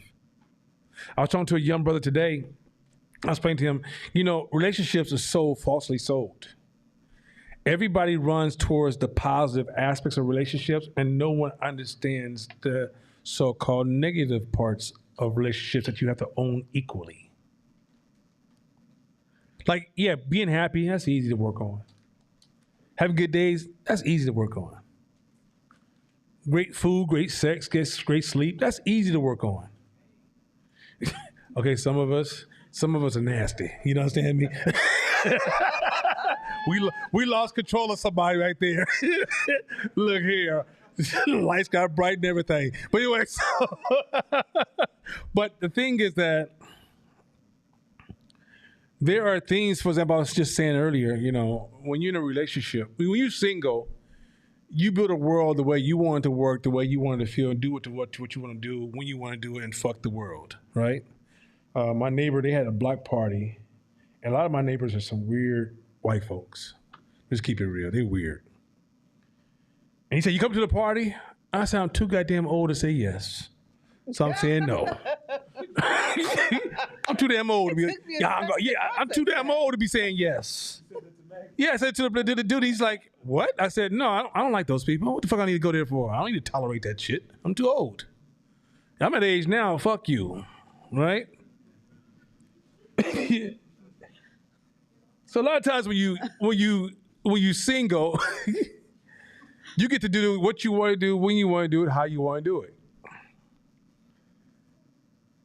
But when you get a family, you give up all that shit. The other day, I come home from a bike ride. I'm tired. You understand me? And one of my goddaughters, whatever you want to call her, my main goddaughter is here, but one of my secondary ones, was outside reading a book, eating my favorite ice cream. Now, everybody in the house said, I told everybody else, leave this ice cream. You know what I'm talking about, right? Leave this ice cream alone. She just casually reading. I know it's mine, right? Because ain't nobody else got no ice cream like this. And I'm watching her and I'm thinking, family shit. Family shit. I'm not going to go in the house and tell my wife, what the fuck you doing? Why don't you guard my shit? No, I can't. I can't do that. It's family shit, right? Family shit got more bored shit than excitement shit. More labor work. You know how many times I help out clean the house every night? How many things I have to do every night? So I'm obsessed with taking care of floors now. That means I mop one of the main floors every night. You guys look at a house and think how pretty the house is and all the beautiful things you can do inside the house. You forget about all the work it takes to have a house. Stay cool. This is what I'm prime the message. This is a cold one. And y'all need to thank Shakina for this one. Because she helped me work it out. I'm not lying. She helped me work it out. Because Shakina being a trainer, when I talk to her about working out, she makes me think about the global infrastructure of working out and watching human beings do this, up and down, up and down. When I was 32, I used to watch a lot of beautiful black women I used to work with, and they were fine, you understand me? By the time they're 42, they big as all outdoors. And they're not big because they were lazy. They were big because they had the wrong mindsets. And they almost self-sabotaged themselves. You remember, Court, in the 80s and back, big-time dope dealers were cool? Or some of the coolest? I'm talking about mellow. I'm talking about shit didn't rattle them the same way. If you end up, I'll beat your ass. They'd be like, hey, sit down, young brother. What's wrong with you? This new trash you see on television, it's just some modern-day rendition of gangsterism that is absolute trash. Anybody knows that a flossing, loud, angry, emotional drug dealer dies early, right? You the clone Tyrone. So, for those of you who ain't seen it, I'm not gonna spoil it for you, but that's just good.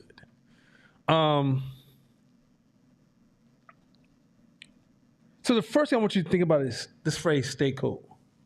Court brought up why cool is so important, but I'm gonna take it in some directions for you. So, Shakina walks in the house, and she says something, but it wasn't really about her. So I had to tell her, I had to work on this conversation without saying, this dialogue is not about you, but I'm going to go as far as I can, and it's going to sound like I'm implying you, but I'm not, because this is a deeper message. And it took her for a minute because she was convinced at first. She got up, she threw up her Floyd Mayweather and was throwing all kind of shoulders to block the punches, but there was no punches coming. So she just dancing by herself. Right? But I'm like swinging. It's really weird. But anyway. So she walks in the house. She says, man, I'm so sore. Had a great workout the whole week. I've been getting it. And she has. Respectfully, she's been acting like she's going to fight for the Marines and some shit, but it's good. It's good. But she's like, I'm getting it. Right? She goes, Nana, have your whole lower part of your body ever been sore at all at the same time? Hell no. Right? That's gonna compromise some things. You understand me? Hell no. I still like the toilet. You know what I'm saying? Hell no. I need something to work. You understand me? Hell no. So she says to me, well, my whole lower body is destroyed because of these excessive workouts. And she's smiling. And I said, why are you happy? No, I'm serious. Right? She looking at me. Now, at this point, this is where I fucked up because I said, why are you happy? I should have just said, that's interesting. But I fucked up. I didn't frame it right. So, why are you happy? And she starts to say, because I'm working out and I'm working towards my goal. I said, no, that's the wrong mindset. And this when the room got kind of cloudy because at this point she's like, where in the fuck are you going with this one, right? And I said, just stay with me for a minute. You're attaching a happiness to this portion of the workout, right? So you're really juiced. She's working out. She's attaching excitement. I'm working out. I'm getting my work in. I'm feeling good. I love what I'm doing. I'm really excited, right?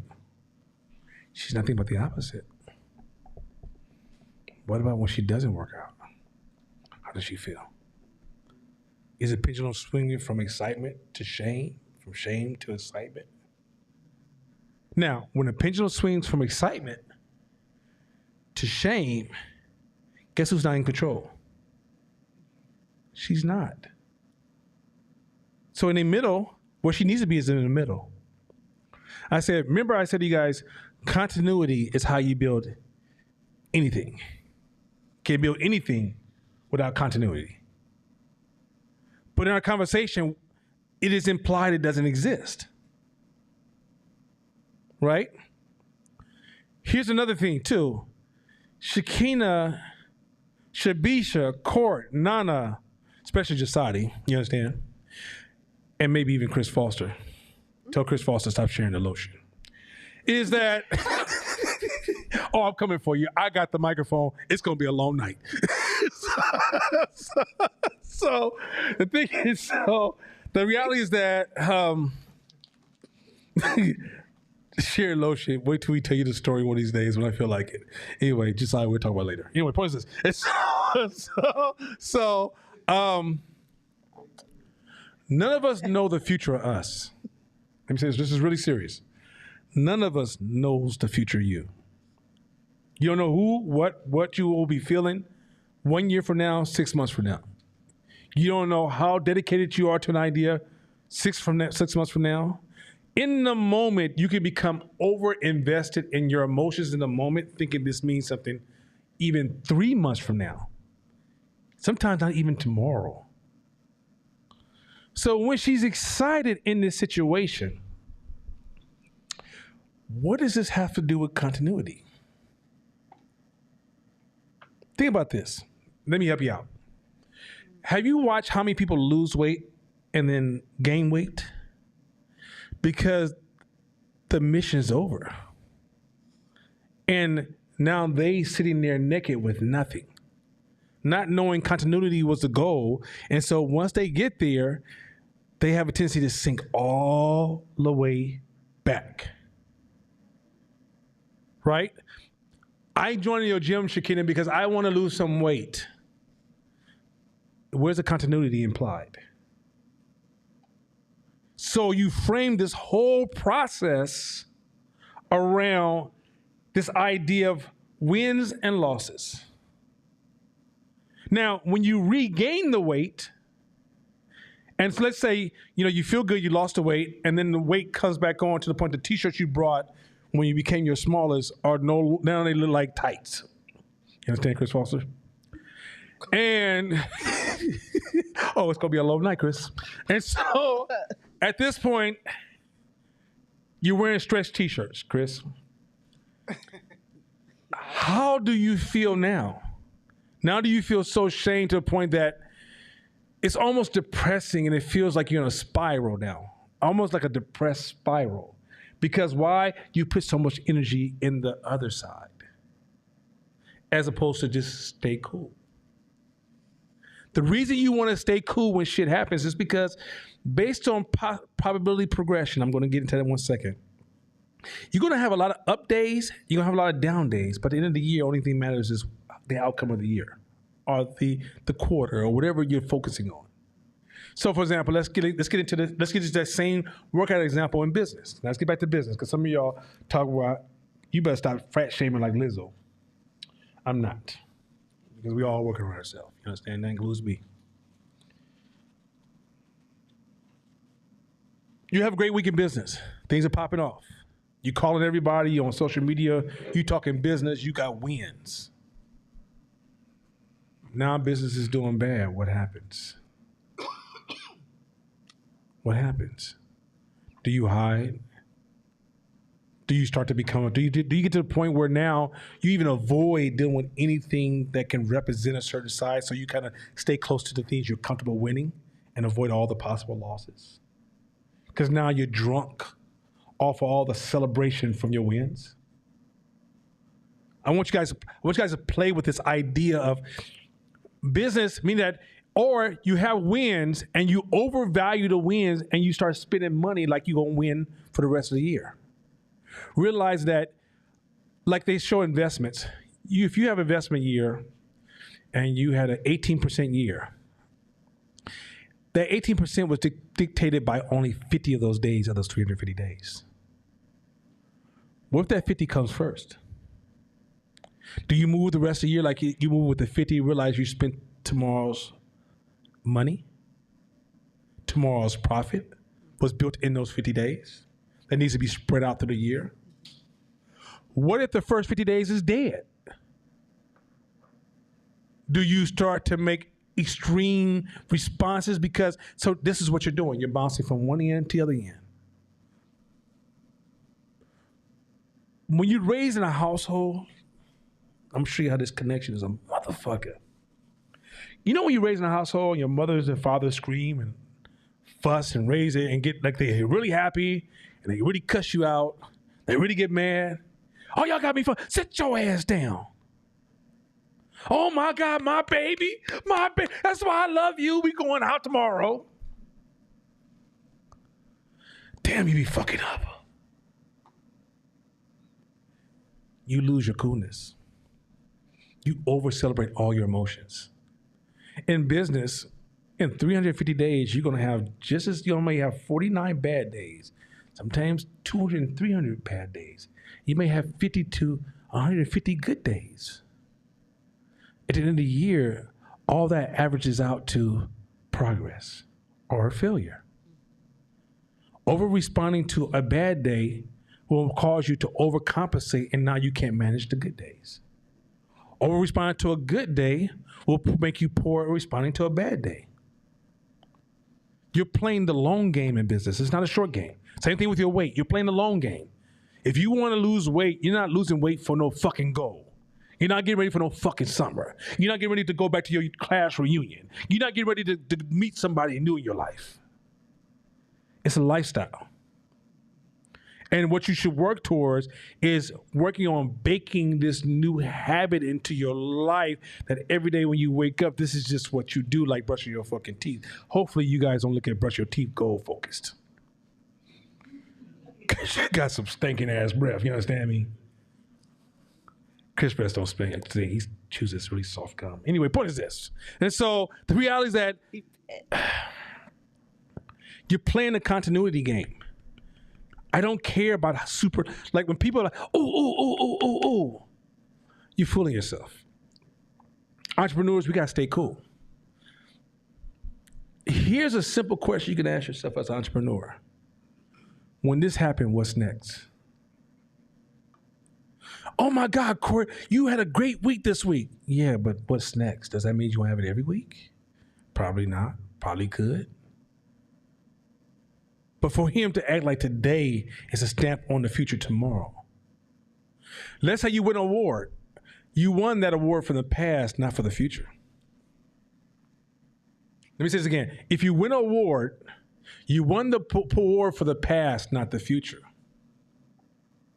Some of you, let me tell you what I can't stand. Let me tell you what gives me a fucking nosebleed when I want to tell people shut the fuck up, but I can't because I have to act like I got empathy. When somebody comes to me and tell me all the shit they did in the past and why they know for sure they guaranteed to be successful moving forward in the future. Not right now.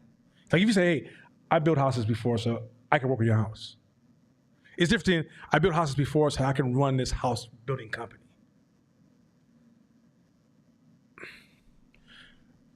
I just taught you a major investment principle. He said, what do you mean?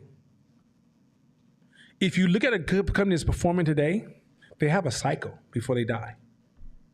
If you look at their past performances, you'll develop overconfidence, make an investment, realize that when you invest, you don't invest for the past, you invest for the future. When it comes to the future. No one gives a fuck what they have in the past. Your investment will get no money for everything they did in the past. So when you invest money in your own business as well as anybody else's business, it's about where would I be in the future. But when you invest and then you leverage your conversation on your past, guess what? You about to lose.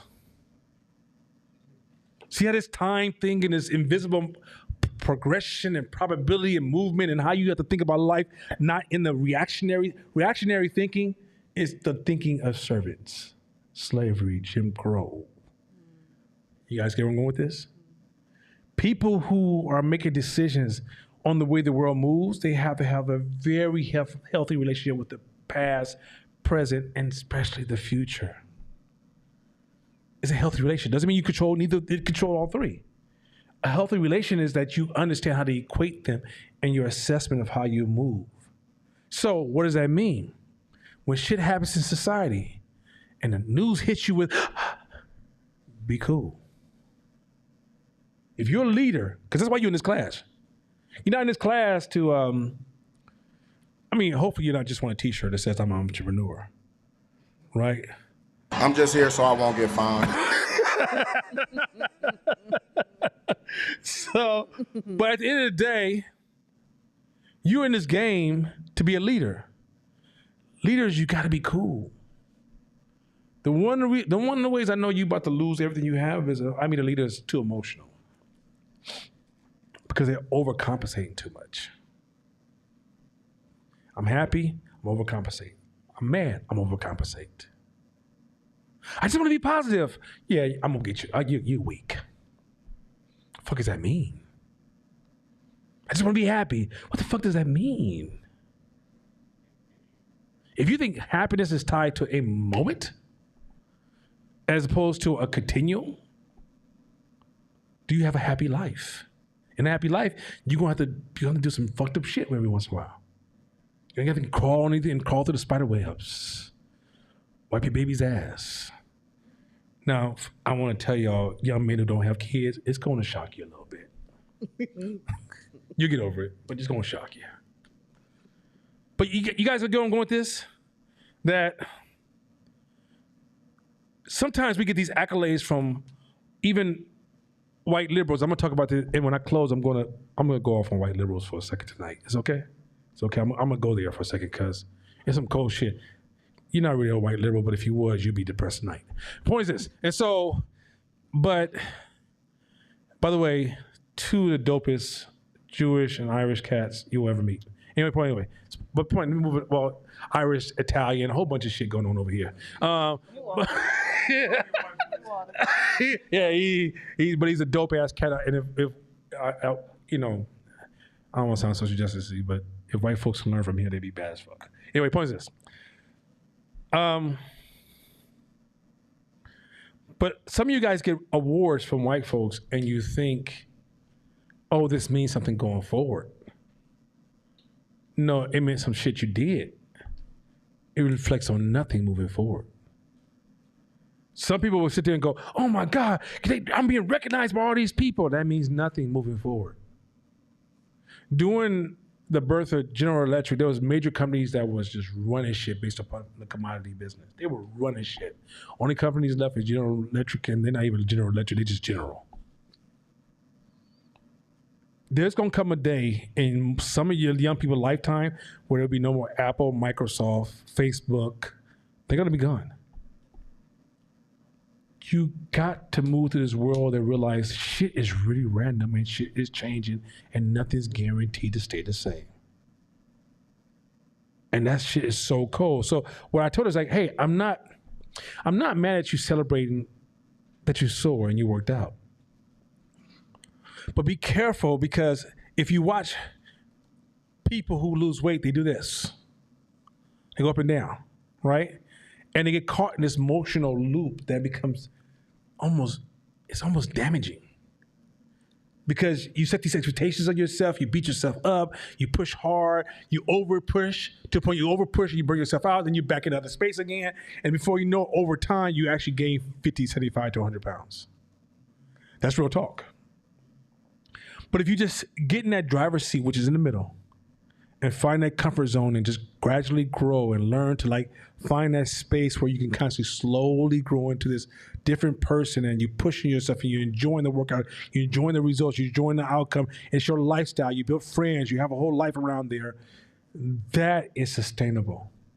You eat a certain kind of way. So when your friends call you, go, hey man, we're gonna work out for 7 hours, you down? You be like, fuck no. No interest of mine, because that's not what I do. Now, that's what your interest is, one thing. But some of you guys will join the extreme ideas because really it's guilt and shame eating your ass up.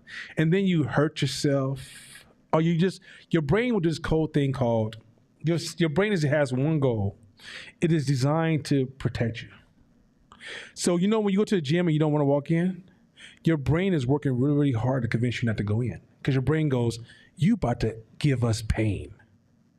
You about to show me fucking pain. So your brain don't talk to you directly. Your brain doesn't say, hey, tell a lie. Your brain says this, that roast is still cooking.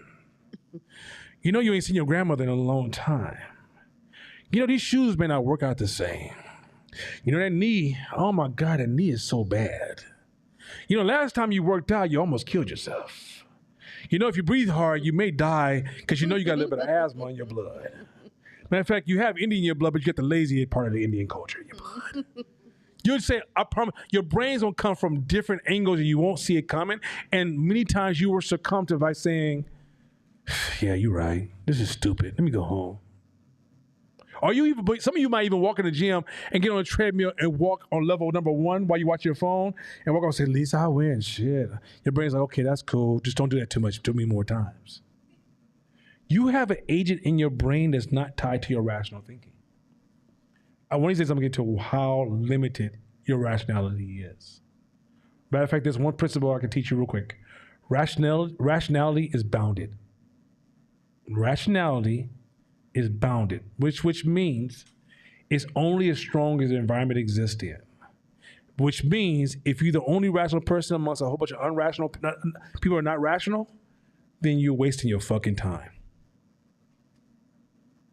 Go to the hood right now where a whole bunch of cats ain't being rational and become rational and watch you leave there with nothing.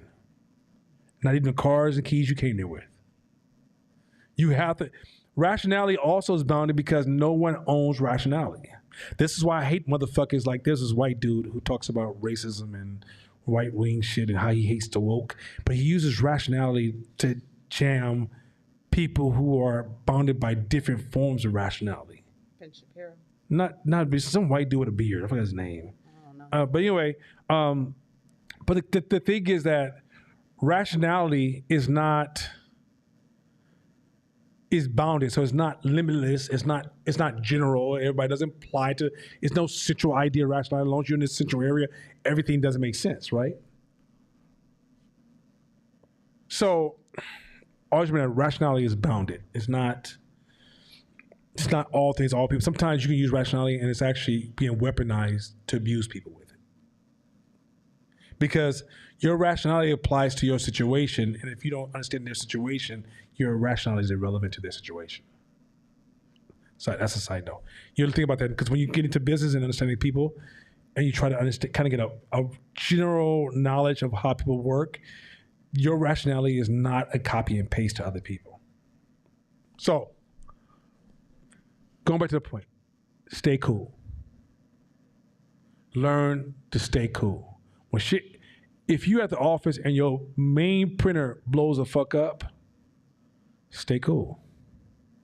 It's going to happen. But how you respond to it can control the cause or lose control of the cause. Stay cool. You got a bad employee. Stay cool. Look at that employee in the context of the averages, not the individual employee, unless the individual employee is causing damages to the other employees. Sometimes a D-level employee makes the B-level employee an A-level employee. But you can't see that if you're not cool. If you're in a lunchroom gossiping about one of your own employees with one of your employees, you lose your cool. Do you cut your employees out in front of other employees? Stay the fuck cool. Stay cool. All right? Next slide.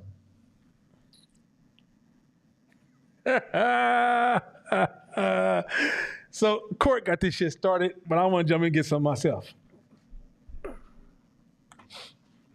You see that picture? Is that a dope picture? Entrepreneurs, you're the wolf. The newbies, that's what entrepreneurs are. We're wolves. We live in the wild. You see that face of the person who's not an entrepreneur? The dog? You see how that face don't realize how serious shit is? They're good people. Oh man, they're great at the club. Funny as a motherfucker sometimes. But they don't realize how serious this shit is. There's a level of free-flowing anti-fragility and fragility with the dog. With the wolf, they only practice anti-fragility. Why? Because they understand how serious this shit is.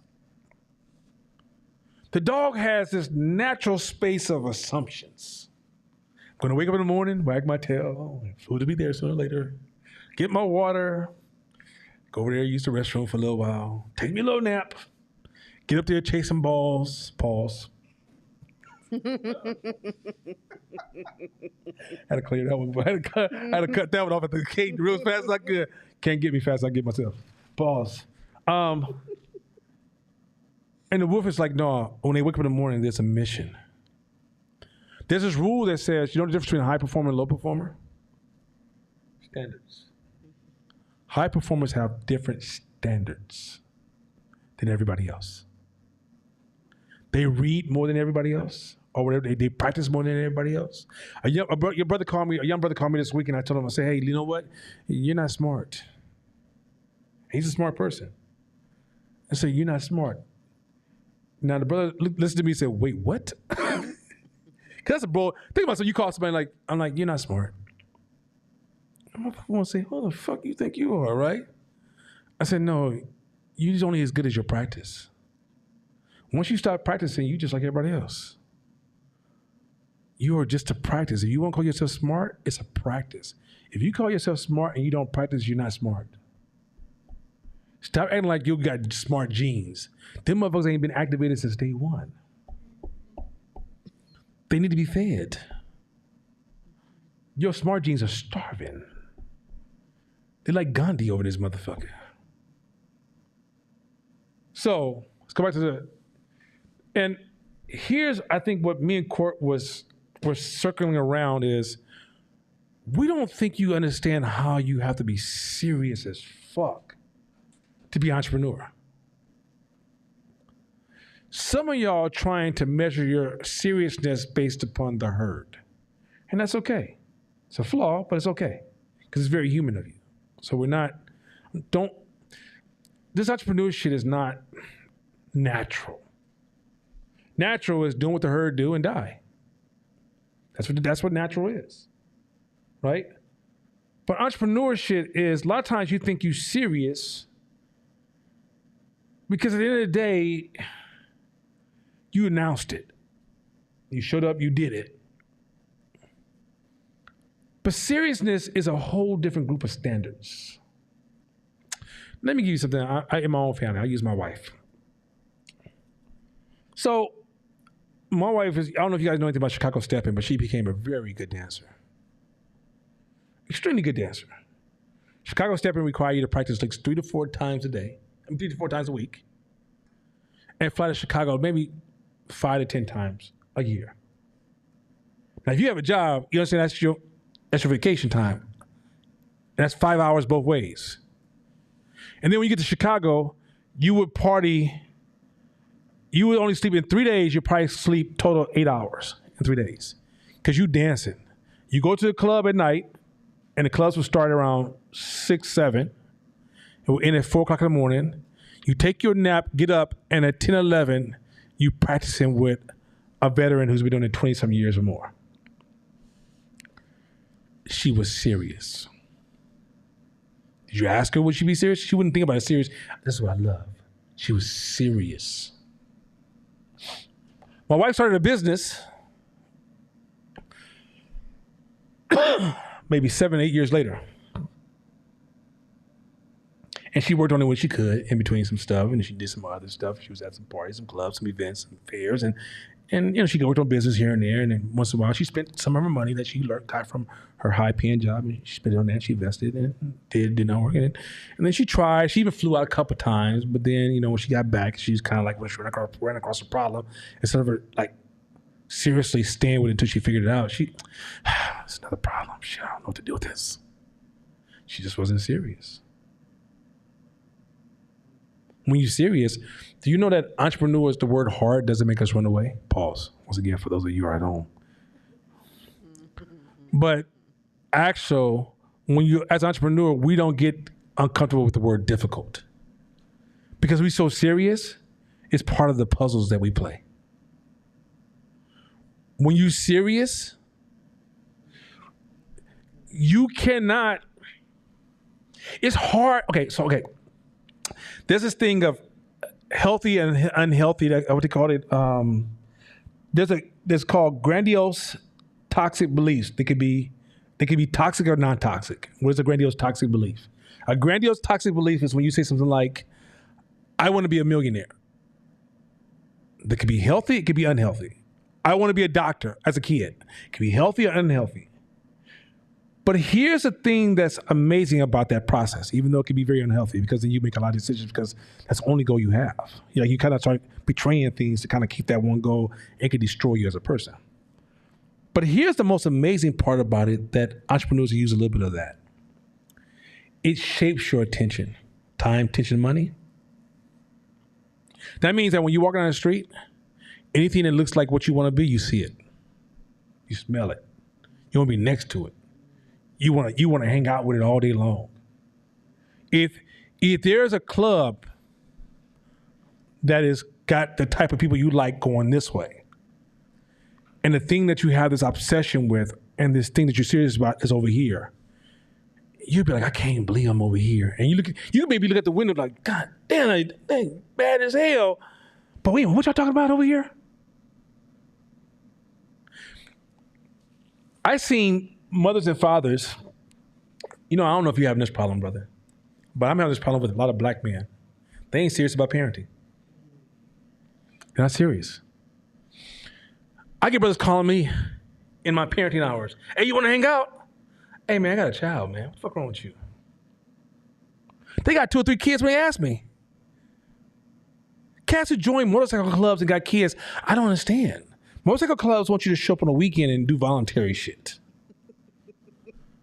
I got motherfucking kids. I'm serious.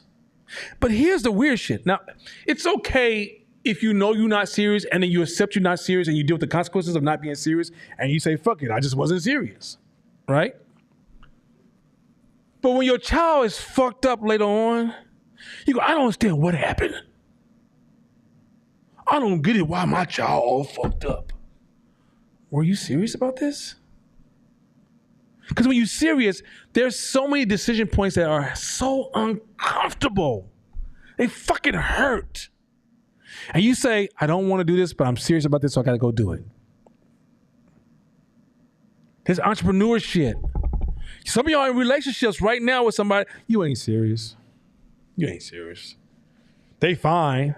They were popular when you got into the game. They worked for your first months of thoughts. But the reason you ain't serious because you don't want to go through the hard shit with them. You only want to call them when the shit's fun.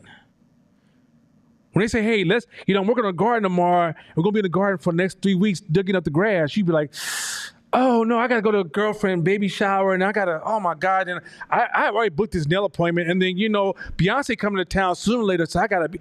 Are you serious?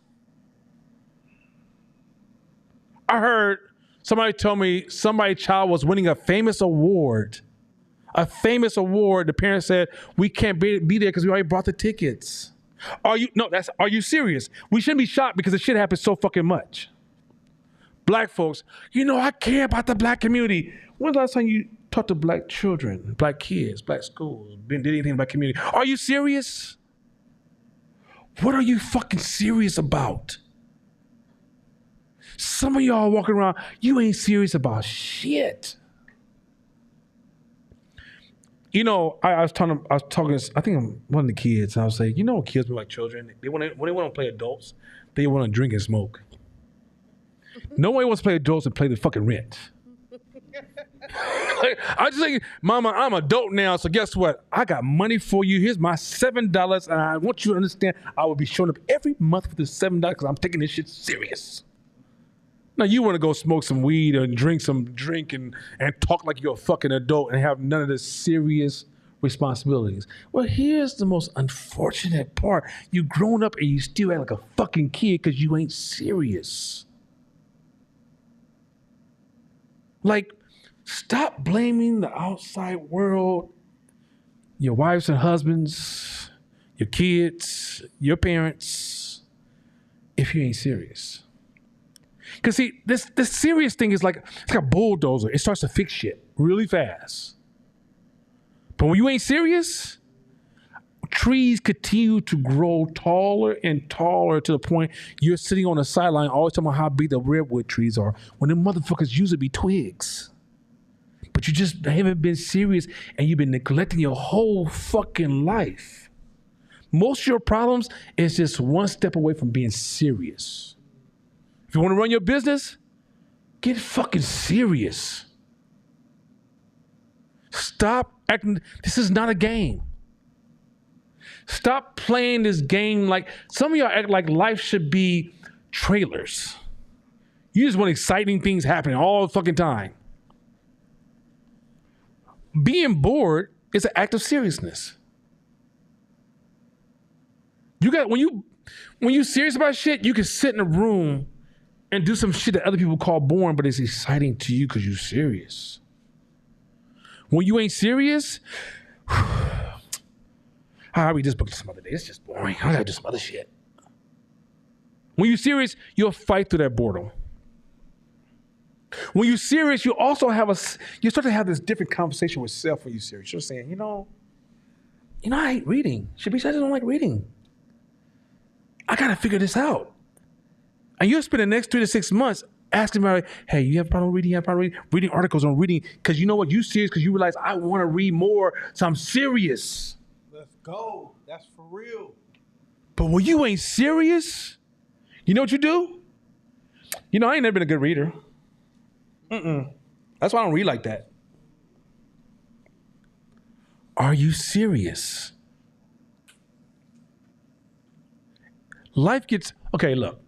Let me show you the other side of serious. I'm a serious motherfucker. I'm very serious. You fuck around with me, you be like, that motherfucker's serious. I live a great motherfucking life. I wish I should have brought a picture. I might have Danielle post a picture of me flying my drone, standing in front of my BMW.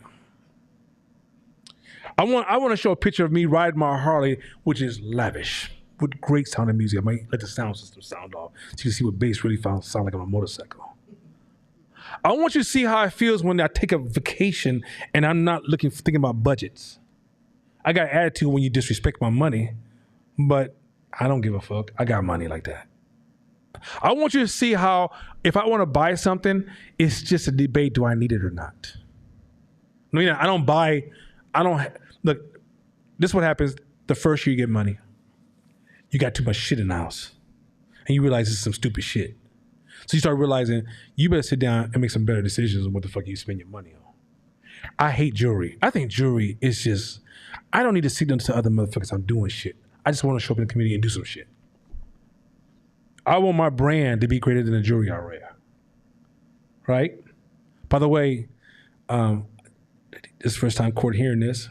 I'm going to be calling you guys at some point. I'm now starting to talk to OUSD about bringing a shrunk down version of Hope to the schools. So we can get to junior high and high school, because I want to capture a lot of these beautiful black kids who are falling between the cracks, who later on are going to be our terrorists because we didn't serve them. And we got to start letting these white women teach our kids. Fuck what you heard. Straight up. If there's a white woman listen to me, hey, some hard truth out of this motherfucker. Ain't it? Anyway, so so I'm currently in a conversation. I'm meeting this Friday at 11 a.m. to start working on what is going to be the pilot idea, how to start building this concept. And then, because I know court biggest goal is to go back to the hood and grab a lot of those kids, and that is part of the equation. But I also want to build different systems to speak to a version of Hope, to speak to different people at different spaces. And also, I need black people to understand civics. What's your responsibility to live in the space you live in? I understand you wish you can go back to Africa and they took us out of slavery. I get all that. But now that you live here, can you just keep the motherfucking block clean? So how do you participate in that? And what is required to maintain a city and a block, and what's all the shit that goes into it? So then you understand how to make decisions, even how to vote. Motherfucker, like, you know, a lot of the, you know, they talk about how the the DA won't keep a cat in jail and how the police can't pull nobody over anymore. It's not the people, it's the legislation. The laws are being voted all this fucking time while you were at, you know, their different mingles and clubs like that. And now you wake up talking about, whoa, what's going on? That was going on all this motherfucking time. So anyway, I want to bring a different version to the young people. But anyway. Online said they want to help. I'm going to need that. I'm going to need a lot of that help. Like, who you talking to at OSD? Let me know how I can help. Yes. I'm obsessed about education and school system. Yeah, I'm talking to the head of Kingmakers. I just let that part go. But he's well funded on his own. He's been in the system. He used to be an African American male achievement. I know his commitment is strong as hell, and I know where his spirit and soul is at. And I know he's not familiar with what I'm bringing, but I know that he will stand with the secrets because he really does love black kids. Like when I talk to him one-on-one in cafes, and his mind is really on the African child and where can we get them to. And so I had to pick who I want to partner with, and I know Chris Soul, Chris Spirit, where he stands, and he's like you know, anybody that knows Chris Foster, I'm not gonna talk about Chris Foster no more because I know he still wears jellies, but that's okay. But the point is this, that but the thing with Chris Foster is, y'all know what jellies was when they shoot crayon shoes? Okay, but the point is this, but yeah, when y'all see the jellies on Chris, just say, right on, brother, those are tight, But the point is this, but Chris is one of the most beautiful people you will ever meet. I mean, I'm not even lying. Chris Foster, like, if somebody had to be God's brand on earth, he is, right? Spiritually serious. Chris will laugh and joke, but just pick up something about religion, you'd be like, oh shit, he's serious, right? Chris from AMA, I wonder if this Chris is a Chris thing, right? But Chris from AMA is also a beautiful spirit person. So that's one of the reasons that I approached him about it. When I approached him, he's like, yo, when can we get started? But I explained to him, this is going to be a complex concept because we got to figure out how to pilot it, shrink it, and then I'm going to need people that's part of Hope to participate in the process. And then I also want to create a program where we create a volunteer program for black folks where you volunteer one day a month, or one day every 2 months to go to a black school and volunteer so they can start to see black men and black women in the schools participating in their education, right? At some point, we got to start talking about they. There's no, like he said, ain't nobody coming for you. Just cut that shit out. So anyway. So going backwards. I take shit serious. My life is great. Deep down inside, I'm happy as fuck. I love my family. I'm happy as fuck. I got some best friends in the world. I'm happy as fuck. Best team members in the world. Like, okay, y'all don't know Scott. When I first met Scott, Scott was an asshole. Straight up. Right? He's still an asshole. Scott really made me his brother. When he comes by the house, he comes with so much love. I have to like work on like keeping my emotions in the back room because he'll fuck around, have me over there in tears because he's that fucking loving, right? Dre, my little fucking nephew, right? Josiah is my other new little brother, right? Little nephew, whatever. You know, you gotta. He's one of those days. I love him, right? But the regardless is that I love these cats so close. Tennille, my little sister here, Shabrisha brought Tennille to my life, and that's become my new little sister. By the way, don't let Tennille fool y'all. She's professional. She will cap on your ass. She's one of the greatest caps. She has cap awards. Okay, so I'm just gonna warn y'all, don't fuck around and think that professional shit stops right there. She will open up on you so hard, you'll be like, oh my God. she'll Cat Williams you so fast, it'll have your feelings hurt. So I'm just warning y'all, don't let that smiling face and everything, because she set you up, she done tore Masham up so bad, he don't want to wear the regular shoes no more. So I'm just saying, she got him walking around in Birkenstocks almost. Hurt that boy feelings. Boy, he about his earth. He done took it. He ain't wore GQ shit since then. Anyway, so I just want to warn y'all, just be careful. But I'm saying my life is amazing. It's because I'm serious, people. Some of y'all want to hack the seriousness and try to have an amazing life without doing serious shit. And guess what? You're always being jeopardized because you wasn't serious.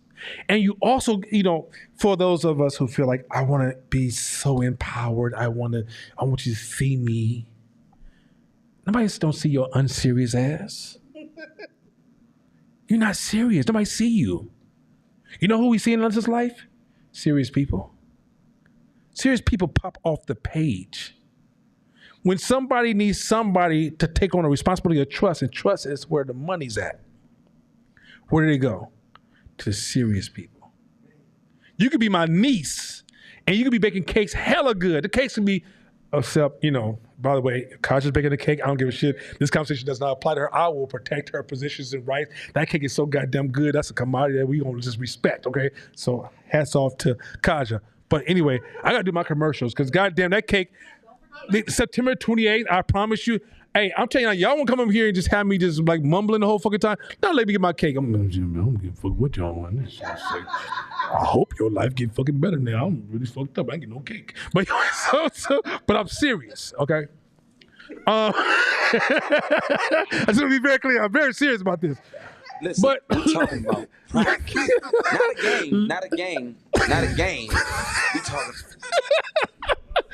So serious. It's not a game. This is serious. Now, you have a niece that can cook her ass off. Every Thanksgiving, her food is amazing, but she's never serious. Company comes to you and says, Shakina, we're going to have a big year this year. We'll have a big celebration. We need some cakes. You don't even consider her. Because you know why? Her failure is too high because she's not serious. Many of you guys are losing referrals because you're not serious. When Shakina first started training, I didn't respect her at all. She'll tell you. Didn't. You know why? Because she wanted to be a trainer, but she wasn't doing trainer shit. She wasn't serious. Because she wasn't serious, I mean, one time she said, you want to train? I said, fuck no. What the fuck I'm training with you for? You might know me. I'm sorry. I'm not here to massage your weaknesses. I don't subsidize your failures. But as she started to get more serious, she gained my respect. Before she was serious, I would have referred my overweight auntie to her. Because I know she'd go there, she wasn't going to work out, but she don't need to be around her. Because even when she's not serious, she can give her bad advice that can even hurt her more. You see where I'm going with this? That's how the serious game is real. Black people, a lot of people are not fucking with you because you're just not serious. and you just run to, oh, it's racism. No, you ain't serious. Nobody want to fuck with you.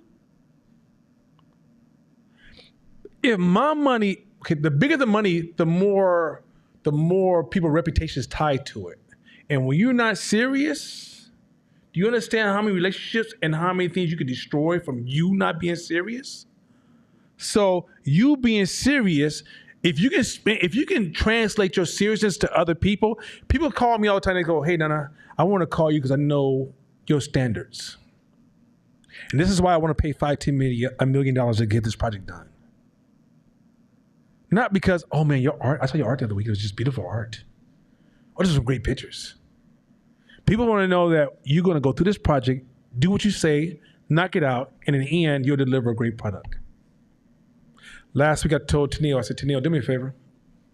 Let's work on the project. Let's work on, every week we send out an email to all of our clients and let them know where their project is exactly. Because uncertainty is dangerous for a brand of black folks when black folks' brand is known for being late or not taking things as serious. So every week, Tuesday, you're going to get an email, boop, this is where you was happening with your project last week. This is where you at. This is what's coming up next week. I remove your uncertainty. Guess what you feel? Oh, I can trust him. Guess who you're going to call next time? 510 Media. Even if I work dips, because you can't guarantee you'll always put out absolute perfect work.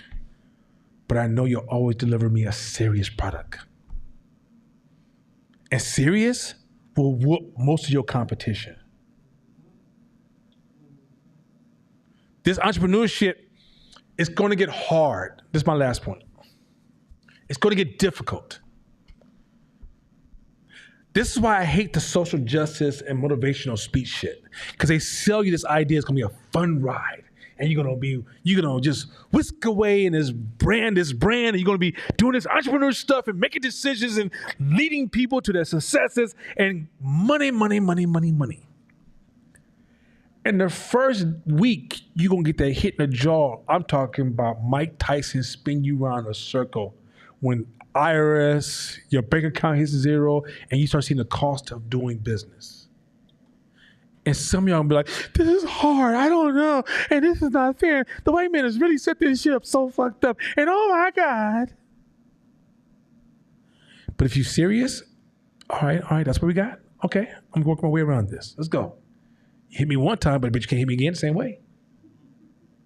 That's what serious entrepreneurs take those hits and go into the wind. We don't run away from it. We don't try to find an easy way. We don't wait by the corner, wait the wind to die down, to go out.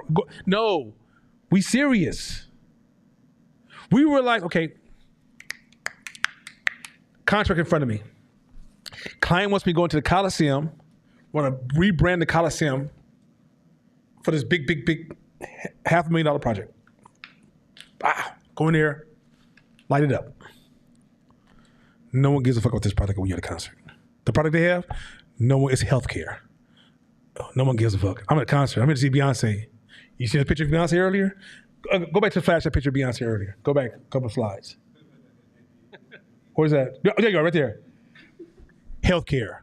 Who gives a fuck? No woman, no man, no they give a fuck right now. That's about to be on stage. Guess what I did? Lean into the friction. How do we make the friction work for us? See, if you're not serious, that's an obstacle. To me, I'm embrace the friction. Okay, what if I talk to you as if I know that's what you're there for and how this is the dumbest shit to be in your face? You see where I'm going with this? How entrepreneurs move? In the regular world, it's this binary, this or that. In my world, it's also, I could embrace it. Serious people get more options. That's where I'm going with this. People who are not serious, they're having very elementary dialogue. Easy and a little bit of hard. Easy or is it hard? Bad is good. Bad is bad and good is good. Entrepreneur, as that wolf, bad can be good and good could be bad. When you're serious, you're going to have to see a whole different group of games and different rhythms and systems that exist out there that you don't even... As you guys know, I keep whispering these hidden principles and abstract ideas in every class, right? You will never see that shit until you get serious. You'll never see that shit. You're going to be like that little dog, happy every day, wagging your tail, waiting for something successful to happen. I'm going to blow up. I'm going to be somebody one day. What are you doing? Huh? I don't know. Wolf is like, I'm not bullshitting. There's so many invisible systems out here, and there is nobody. It's me and the world that God made, and I got to figure these rules out and move in it accordingly. Because I'm fucking serious. Y'all good with that? I just want. Okay.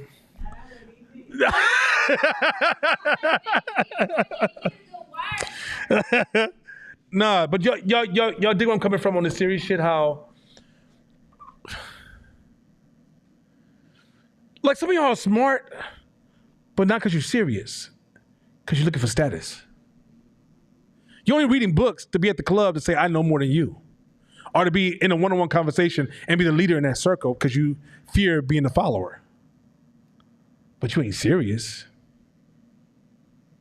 Your weekends dictate what you're serious about. Watch what you do on the weekends. I can tell you what you're serious about. Do you work on your business? Do you spend time with your family? Do you take care of yourself? Do you sleep? Do you go to parties all the weekends and cafes and get-togethers and events? And go, I don't understand why my life ain't working. It don't make sense to me. I don't understand. I'm good. What are you serious about? Just watch your own pattern. Like, write down what the fuck you're doing every week. What's your impulses? Because seriousness is baked in your impulses. It's something that it's like this polarity. It's like, oh my God, I don't want to do nothing else. I don't want to do nothing else. You ever watch somebody who likes baseball, who plays baseball? Try to get them to go the night before baseball drinking. No, dude, I play baseball for a living. What the fuck wrong with you? I'm serious. The dude who goes drinking with you, he's really on a softball team, and they just get drunk on the field. They just swing at whatever the fuck comes their way. That's the difference. The dude who plays softball, you will never read about him unless he gets hit by one of the balls, and he's in the hospital. The reality is that those who are serious, they build a career. Even if you don't make it to the NBA or MLB or NFL, you build a career in the industry because people know you're serious and they find places for you to work. See the difference?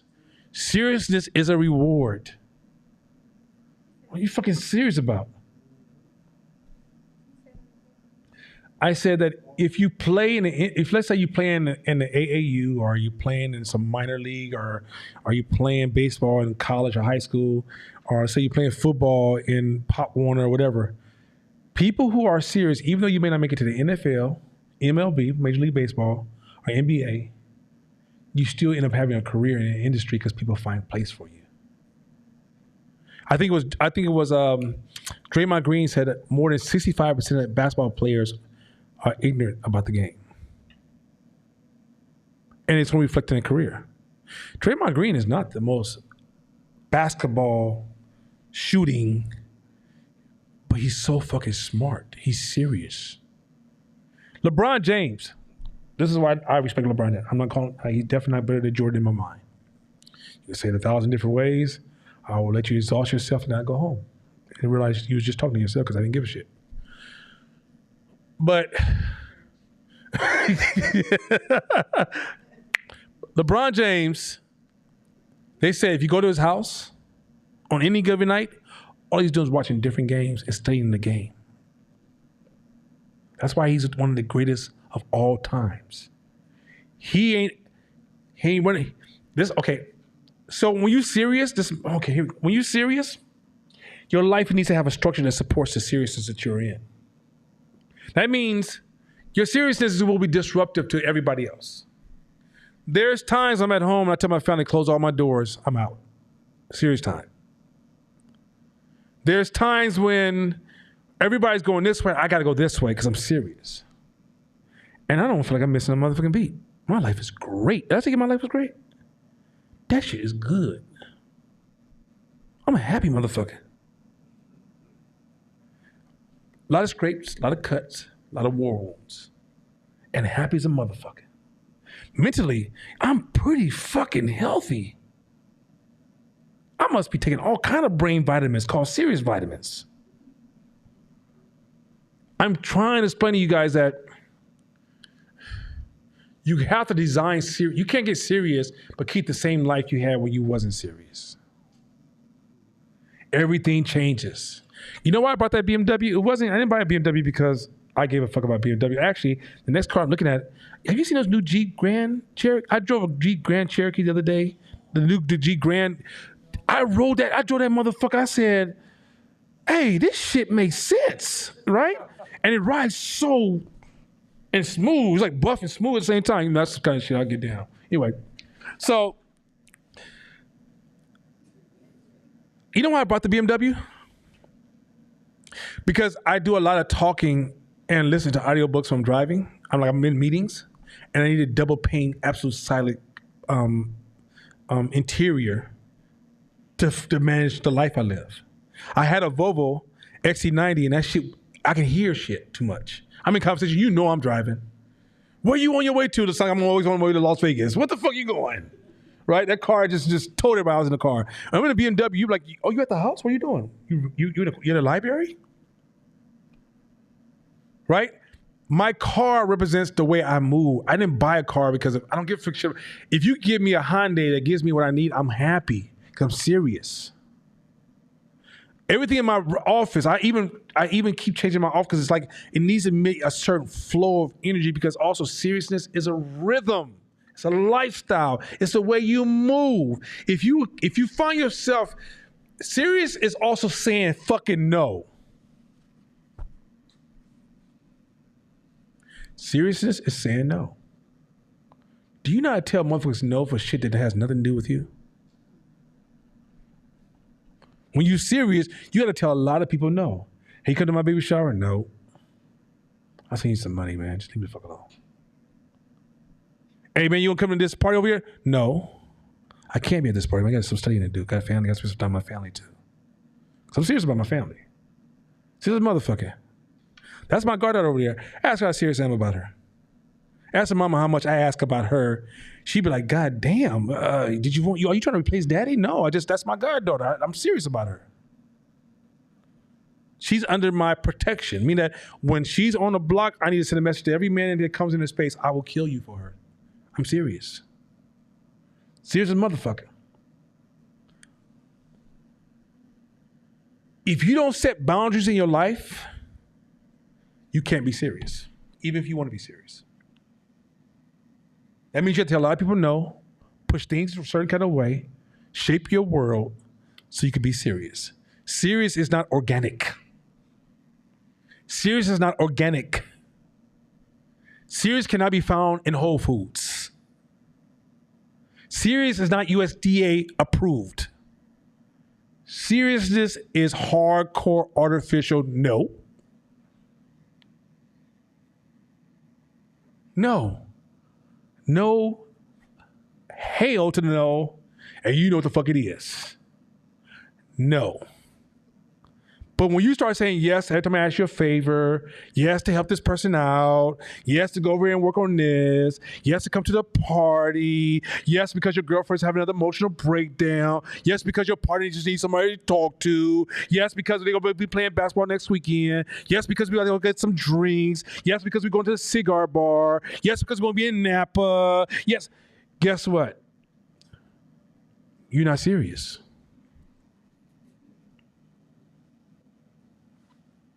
Shit. Next slide. Anybody got any questions before we go next slide? We're good? I think we did vivid abstract. Next one. I'm not going back over vivid abstract. Vivid abstract is some dope ass shit. Trust me, you can never get to the point of understanding abstract if you ain't serious. There's no way in the world. Next one. Talk towards the branding. Branding is your reputation, how you show up. My daughter is 5. She said, Dad, McDonald's has iPads for the kids. I'm going to help you out. My daughter ain't been to motherfucking McDonald's.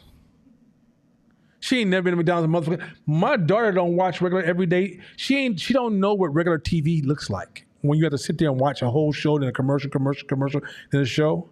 My daughter watches the controlled shows on YouTube that we only let her watch under controlled sessions. We was watching one show and they started having men marry men, and she's only 5. And I was like, this show is over. And it was a show that you would never see that on, right? Cool. That's another conversation. I don't want to have that one. But the brand of McDonald's is so motherfucking strong. My daughter's never been inside one, never seen one. And it made it to her mind. They raw as fuck.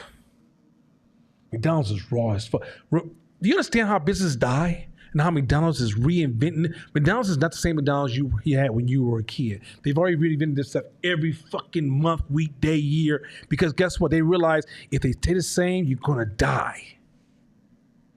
You know, there was what's that burger spot? There was a burger place that used to have it in Emeryville, and they used to have it in Hayward.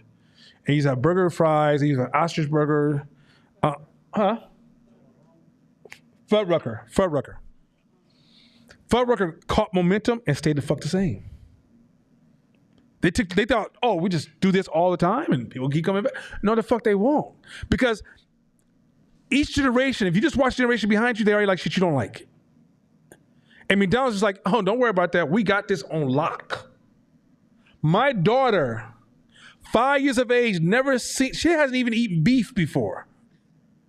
Never had a burger. You can't get my daughter to try a burger to save her life. She'll tell you, yeah, I want it. And so she get there, I'm not gonna eat that.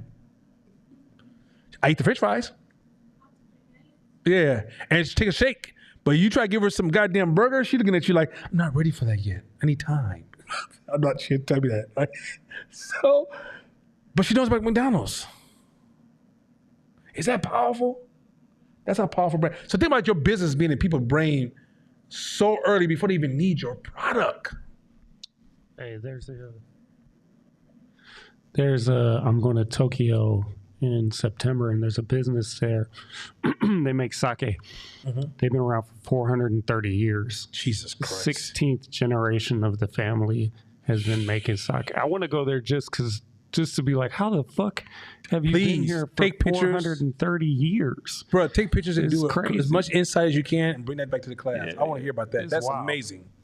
That's incredible. Clarity, consistency. We already went over that. Next one. Huh? Yeah, I that's what she told me. Yeah, she's like, they got iPads, but yeah, that's what she told me. I'm not going there and verify it.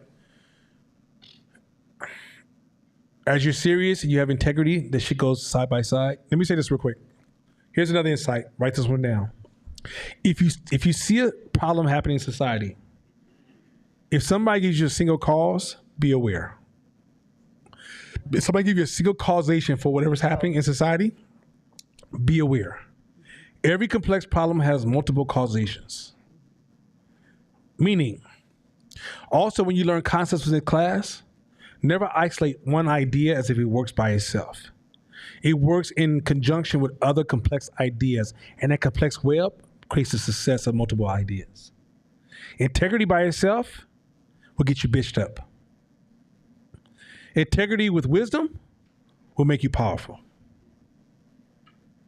Big fucking difference. So when you hear people say, you know the reason for that is, that's just an added opinion. It's not the conclusion. Even in your own life. The reason I do this is because there's one thing. Cut it out. Ain't no one fucking thing. It's multiple things. A lot of times when we remove the nucleus of a problem, we leave all the branches inside of ourselves. And if we don't remove those branches, eventually it will reform as new nucleus, a new version of the same nucleus. You didn't change. Meaning you just became even a different version of the version of you were today. So even when you look at one causation, you're only removing either a branch or just a portion of the problem. When multiple problems of who we are is tied to multiple complexities. So stop looking for antidotes. Life is not a fucking antidote. Next one. All right, talk about don't subsidize weakness. It's so fucking easy. The kid that goes to school, you have 2 children in your house. The daughter goes to school, she performs her ass off.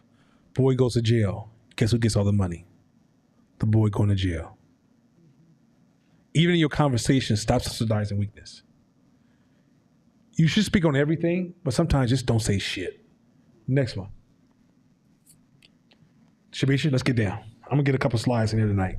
I got 15, 20 minutes. We're gonna get down. Flex my muscles. Let's go. The reason we have such difficulty with overconfidence, as demonstrated in studies which show that most of us are much worse drivers, lovers, managers, traders, and many other things than we think we are, is because we have a problem with honest self-reporting. We don't keep the right records because we don't really want to know what we're good and bad at. Ego is a powerful enemy when it comes to better understanding reality. When you give me a report of who you are and what you believe in and what you're doing, it's hard to be honest about what the fuck that is. Most of the time, you're reporting on your egotistical interpretation of who you are. Most of the time, when I talk about hindsight bias is your brain automatically changes what your beliefs were before something happens. It may say, yeah, you always do that. No, you didn't. Or you always disagreed. No, you didn't. Right? Also, not only can you not understand the past, your ego distorts your ability to understand the present, and you distort yourself on having understanding of who you are in the future. Now, you might say, well, Nana, what am I supposed to do with that? If you let go of the idea that you understand your past, present, and future, you know what that does?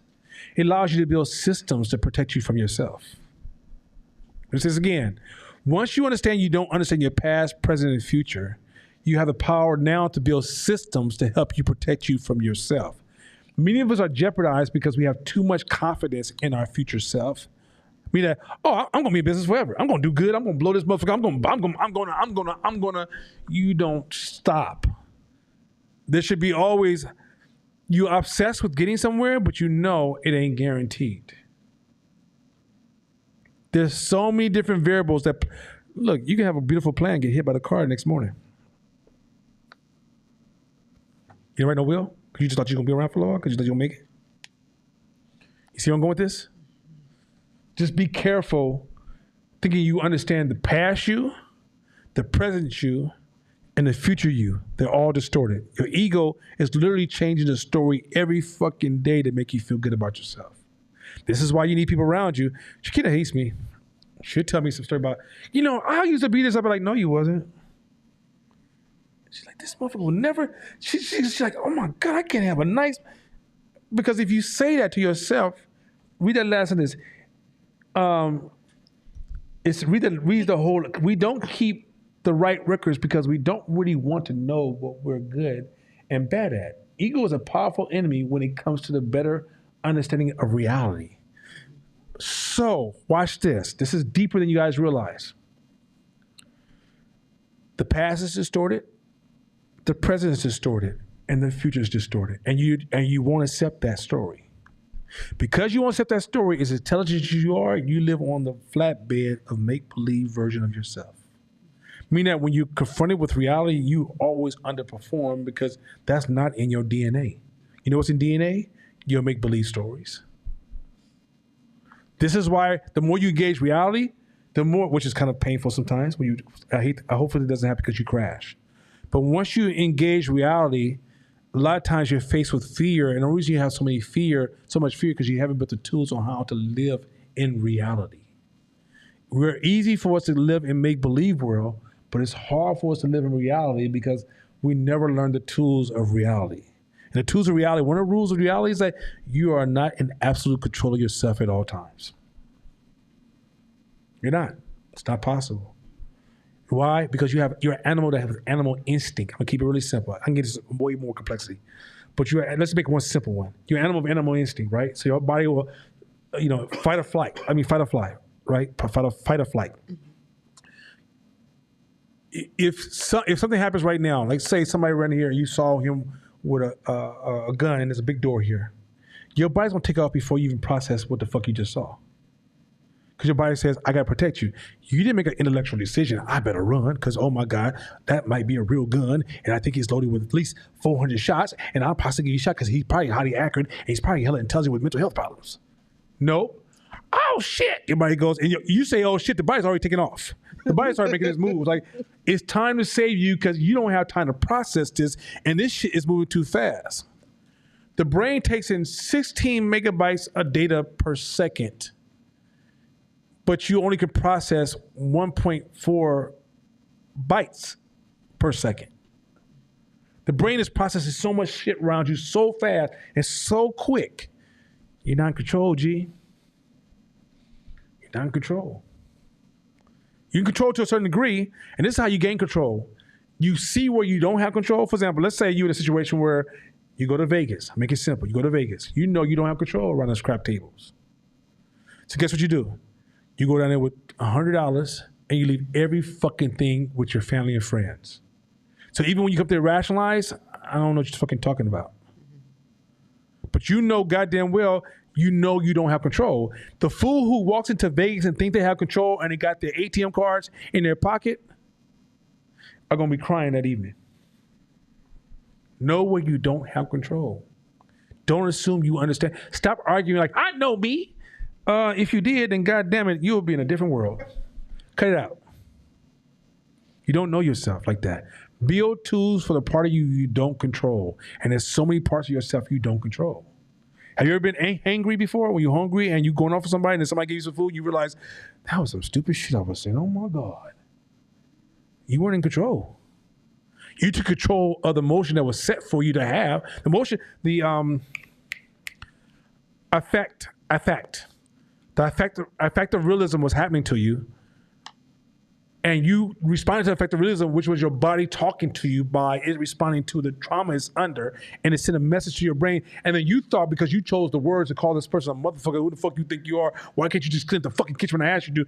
And they gave you a sandwich. You're like, oh, the kitchen is already kind of clean, huh? That's what hangry is. The body will send a message to your brain. Oh my God, we're in pain. And then your body will say, and it's probably the person in front of you. Because when the body sends a message to a pain, it's just sending you a pain message, but the pain message doesn't come with a code. Then your brain tries to interpret it and it projects it, right? So that if you don't protect the body in certain situations, then you will find yourself falsely projecting on the people that has nothing to do with the situation, when really you're just nervous, scared, hungry, da-da-da-da-da-da-da-da. So the more you become aware of the uncontrollable areas of your life, you will put systems in place to help you maintain what? Consistency. I see how much gain that is? That's hella gain. Mm-hmm. That's hella gain. Most people don't even know what the fuck that is. Everybody think they got full control. You ain't controlling shit over here, G. Next slide. You need to keep a precise diary of your trades if you're investing in the stock market.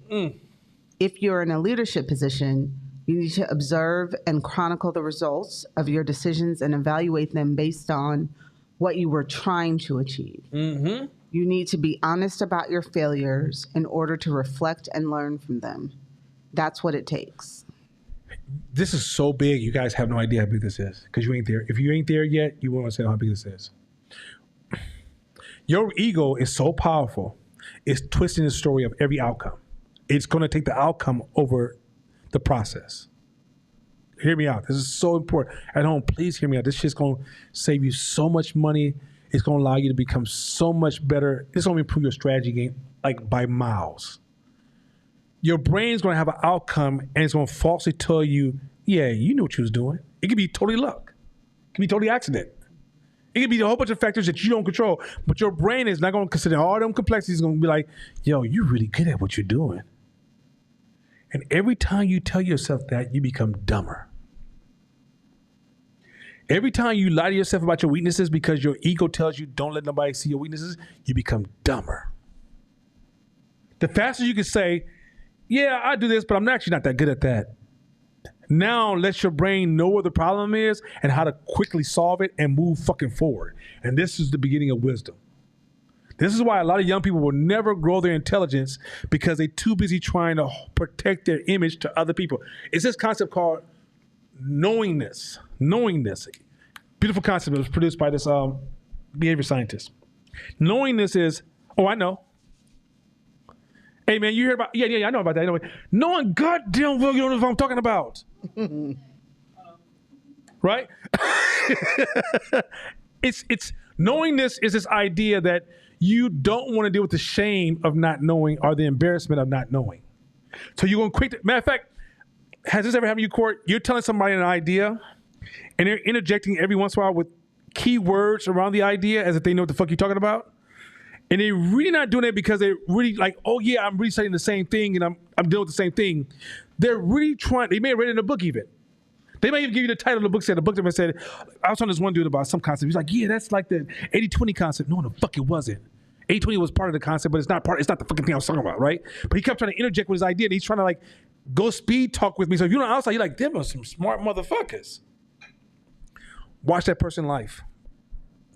Motherfucker, you stupid. But you walk around here cutting everybody. I know. Yeah, I know. That's why you're stupid. Because you suffer from knowingness. Stop knowing. Learn to say, I don't know what you're talking about. Anybody ever talk to me and hear me say, I don't know what that is? I don't know what that means. I'm so quick to say that shit. You know how empowering the word I don't know what that means mean? When you say, even when people are talking to me about something like, no, I feel da-da-da-da, I'm like, I don't know what that feeling is. Can you explain to me what that means? I don't assume your feelings. I don't know what the fuck you're talking about. Because I realize that even when you're using the same language I'm using, we don't have the same context. Mm-hmm. If you read a poem from the 1300s, do you know that they don't have any word for heart? Like my heart feels for you? There's no such thing. My consciousness feels for you. The way they see life and the way they see God is totally different than the way we see life and God today. So even though you're reading those poems, you really can't understand them because you can't see the context of what they mean. Oh, let me forward this a little bit.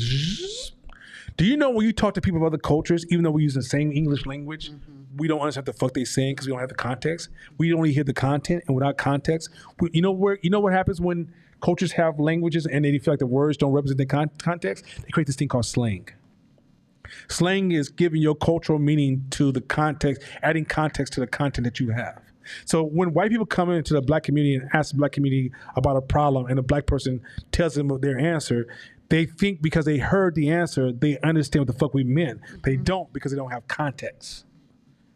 We have a different black context. So a lot of times you may not, for example, I will go to the black community and be like, man, shut your ass, you lying.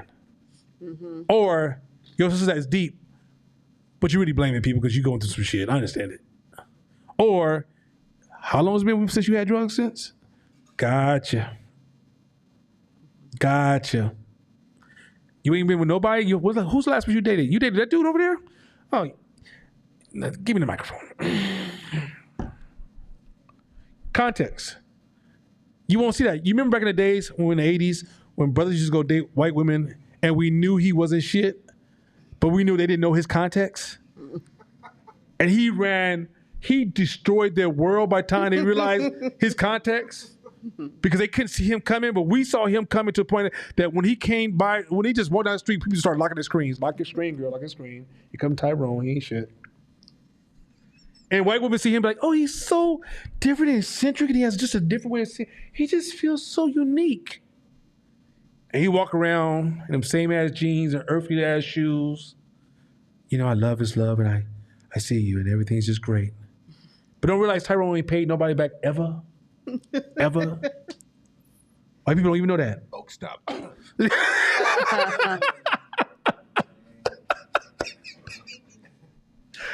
So you guys gonna go with this context? Cross-culturally, black people don't understand Latino context. Latinos don't understand black context, even though we have similar contextual meaning to things. Yeah. So if you even meet somebody that you think, oh, we're people of color, you gotta still ask a lot of questions like, what do you mean when you say that? What does that mean for? What's the value you place on those things? Otherwise, you are projecting your context on other people. What you're doing, you're not listening to people, you're projecting on people.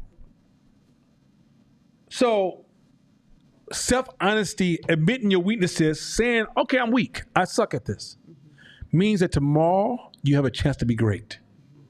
Saying you're great and you suck at something means tomorrow you still suck. Big difference. Humble, humble, humble, humble, humble. One more slide, I'm gonna say something political real quick. This slide. What went wrong? What could I do better?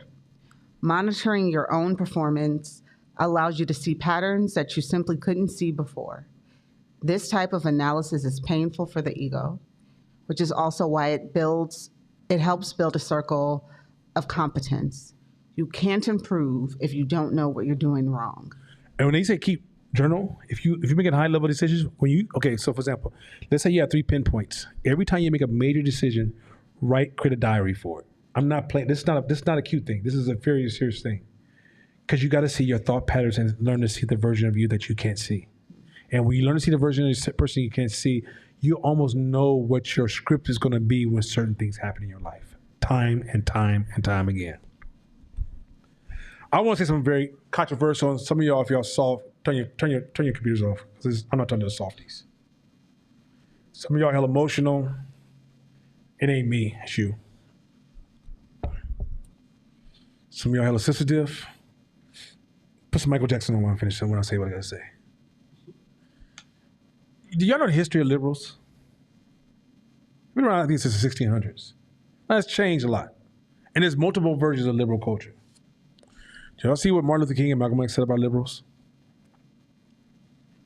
Didn't fuck with them. They didn't like them. They disliked them more than like conservatives. Malcolm called him the fox. Who they call him? He called him the fox. He said he'd rather deal with the wolf. Yeah, he said, call him a fox, rather deal with the wolf.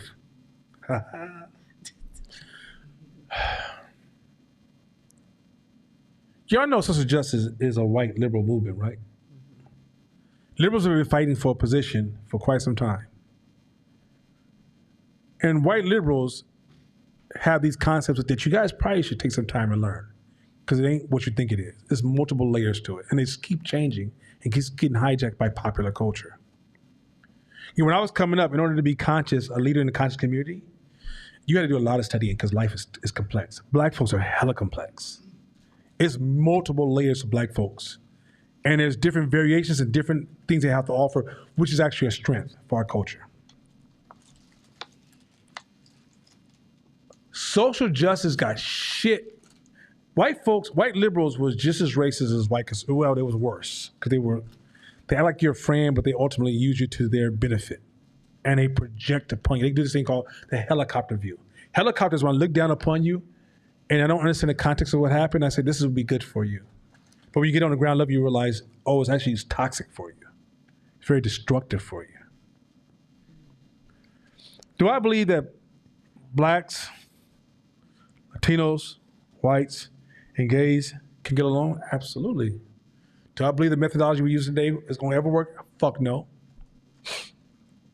When you blend two different cultures together, you got to build an etiquette, a cultural etiquette. Mm-hmm. You don't get to say, you don't say shit when I do shit you don't like. I don't say shit when you don't do shit that you like. We got to have a lot of negotiation and conversations at the table and work on a cultural etiquette. We can't shame ourselves into blending. We can't. We also got to realize that everybody don't play the same game. Never will, never going to do it. So allowing the diversity of the conversation will always help the whole system grow. How a motherfucker who was racist yesterday gonna tell you how to be diverse? Have you ever tried about that? How is a white system, social justice, gonna tell a black person how to be diverse? Motherfucker, do you know what life I lived my whole motherfucking life? My whole life has been dedicated to figuring this shit out for black folks. And some white woman's gonna walk up to me and go, hey, this is what you should do to be diverse. 10 months ago, Bill Maher said that slavery, it's just slavery. I mean, it's just economic. It wasn't no big thing. White people had slaves. Everybody had slaves. If you was back then, we'd be it's peasantism. If was back then, tomato. Bill Maher. Governor DeSantis said if it wasn't for slavery, you niggas wouldn't have no skills. Hey, you think I'm lying? Go look it up. That's why we taught you blacksmiths. You gave you skills and talents. Did I warn y'all 3 or 4 years? You might have been in this class more than 3 or 4 years. Shakina Shabishi, you was here. I think Court was here at the time still. I said, fucking with these white people gonna roll everything we ever did backwards. We allowed the work that it took a lot of research, growth, and learning insights from historical to present to systemic learning, a system that was built, and it wasn't perfect. Even civil rights had more respect because it required a certain level of growth and a system. Like you can't be the head of the NAACP because you'd be like, I was on social media and I said, you know what? Negroes are the greatest and they made me president. No, you had to go through some growth and experience and training. Social justice, Black Lives Matter, $90 million. I'm not mad at those girls. It's not. Don't you ever? If you ever fix your lips to be mad at them, mad at yourself for putting them beautiful young women in that fucked up ass position. They have to figure out. Do you know what fast growth can do to somebody?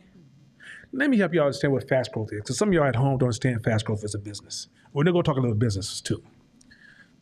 If you're making $1 million a year, and next year you make $10 million a year, all your systems are broken overnight and you're making $10 million a year, your chance of failure is like 90-something%. That shit is hard as fuck. Fast growth is just as bad as a hard drop in a bad economy. It's dangerous as fuck. It sounds good in movies because you see them, all right, now I'm a millionaire. Everything you believed in before is now over. And you got to figure this shit out in days, weeks, and months. And guess what? You're going to make so many mistakes. Hopefully you don't lose all your money in that meantime. So here's some young girls who are on the ground level doing grassroots stuff for the transgender and LGBTQ community, lightly trained. Haven't really did anything like that before. And $90 million lands on these poor girls' laps, and you think they're going to just turn into this super NAACP, well-trained, many years of highly trained lawyers and everybody trained in the system with smart structure and system that's been trained and developed over years? Fuck no. Failure was almost guaranteed, and it has nothing to do with who they are. I don't give a shit if the smartest person that can hear my voice took over that position, you about to lose $90 million, partner. That's that simple. So, y'all start fucking with these white folks because you was looking for acceptance or relevance. Some of y'all, we gotta vote. I'm gonna say some shit gonna piss somebody off. Voting's a joke, folks. So what do you mean, Nana? If you look at the city of Oakland, Chicago, New York, Ohio, Sacramento, LA, I'm talking about where a lot of the students in the class live. Those of you online. Most of the shit that's fucking with your life is local legislation. A lot of these propositions and shit that was passed, shit that was happening late at night, she didn't know a vote was coming up. Sessions that you need to be aware of. The figureheads that sit in those positions, their job is trapped behind legislation of what they can and cannot do. But a lot of those laws happen when you were just waiting for 4 years from now to become political and vote for your president, who has very little to do with your local situation. They have something to do, but not as much in relevance. 3 is when you vote, you're not going to an institution to sit down and learn how to vote. You're just joining popular vote. Meaning that you were just part of a marketing campaign and you put up, I voted. All right, look at me. You didn't vote. You got pimped. You should say, hey, I voted. My name is Prostitute Michael, and I'm under Pimp Biden. That's really what the fuck happened. I'm keeping this shit 100%. So you heard white people saying, we're going to run with y'all too. And you thought, we going to work together. Have you seen how your struggles have got prostituted? You lost affirmative action. They're snatching laws from you so motherfucking fast and make your motherfucking nose bleed. And I promise you, by the time they get through with this shit, you're going to see the 90s policing come back.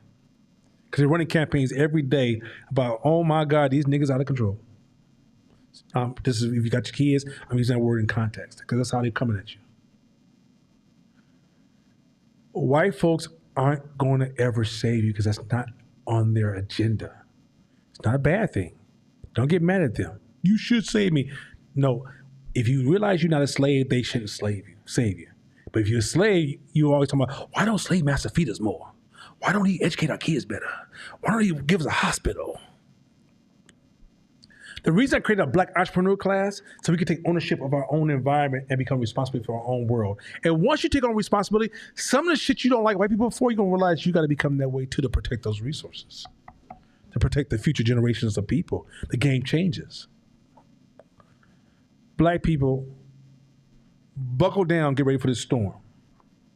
Because they're going to roll back so much shit that anytime a governor gets up and says slavery was good for you, they're rewriting slavery.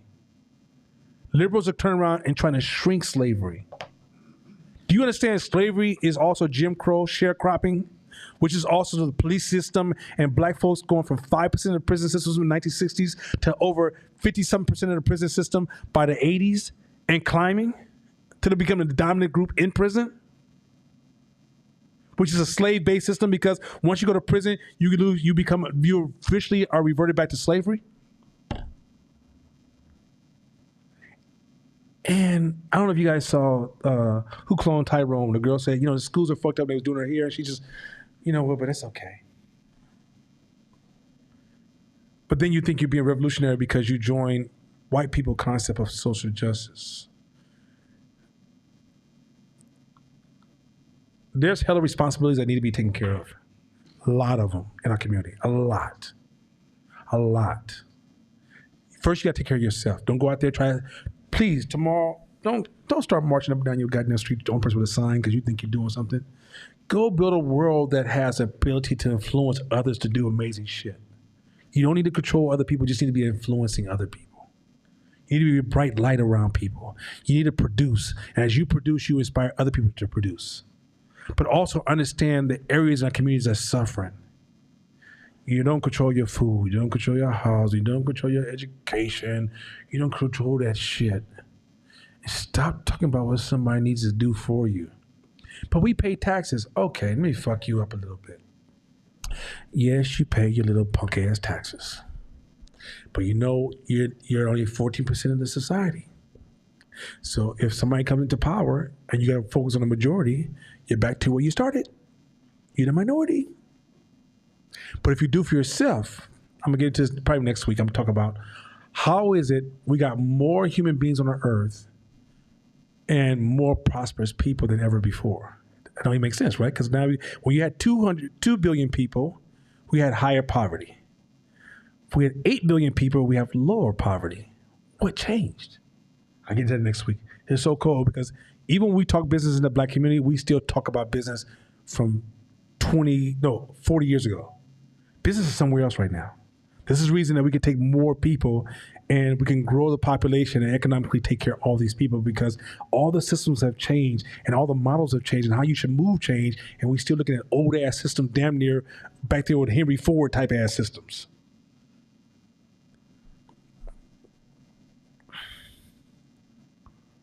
Shit is changing so fast around us that even when our community looks modern, we are in the 1940s in the way we're functioning as a community. And yet we party and we bullshit and we become caricatures of each other and we copy and paste. People, let that liberal social justice shit go. You can be a liberal and some of the core values are cool. Freedom of speech is a liberal principle. It's cool, right? There's some liberal principles I fucks with. But the liberal movement is not a static movement. It's shifting, adjusting, and changing. These white folks who think they mean good, it's a cold game. Liberals got this kind of thing where they love and hate you at the same time. I like you as long as you're over there. Don't you bring your ass over here. That's how liberals are the most segregated of all cultures. Do you know conservatives are less segregated than liberals?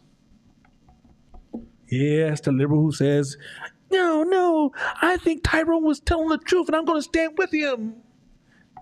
They're signaling for themselves. Black people, go to the beach tonight, look across the water and realize ain't no ship coming.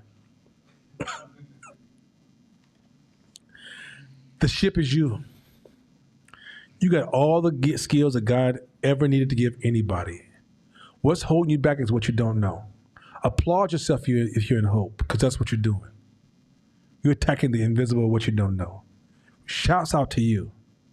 You are the future leaders. But before you go out there and start leading somebody, lead yourself first. Grow your stability. Take care of your family first. Don't take your ass and leave your broken ass family you cross the street fixing your neighbor's house. We know what you're doing. You're right with your nasty ass. That being said, let's have a good night, y'all.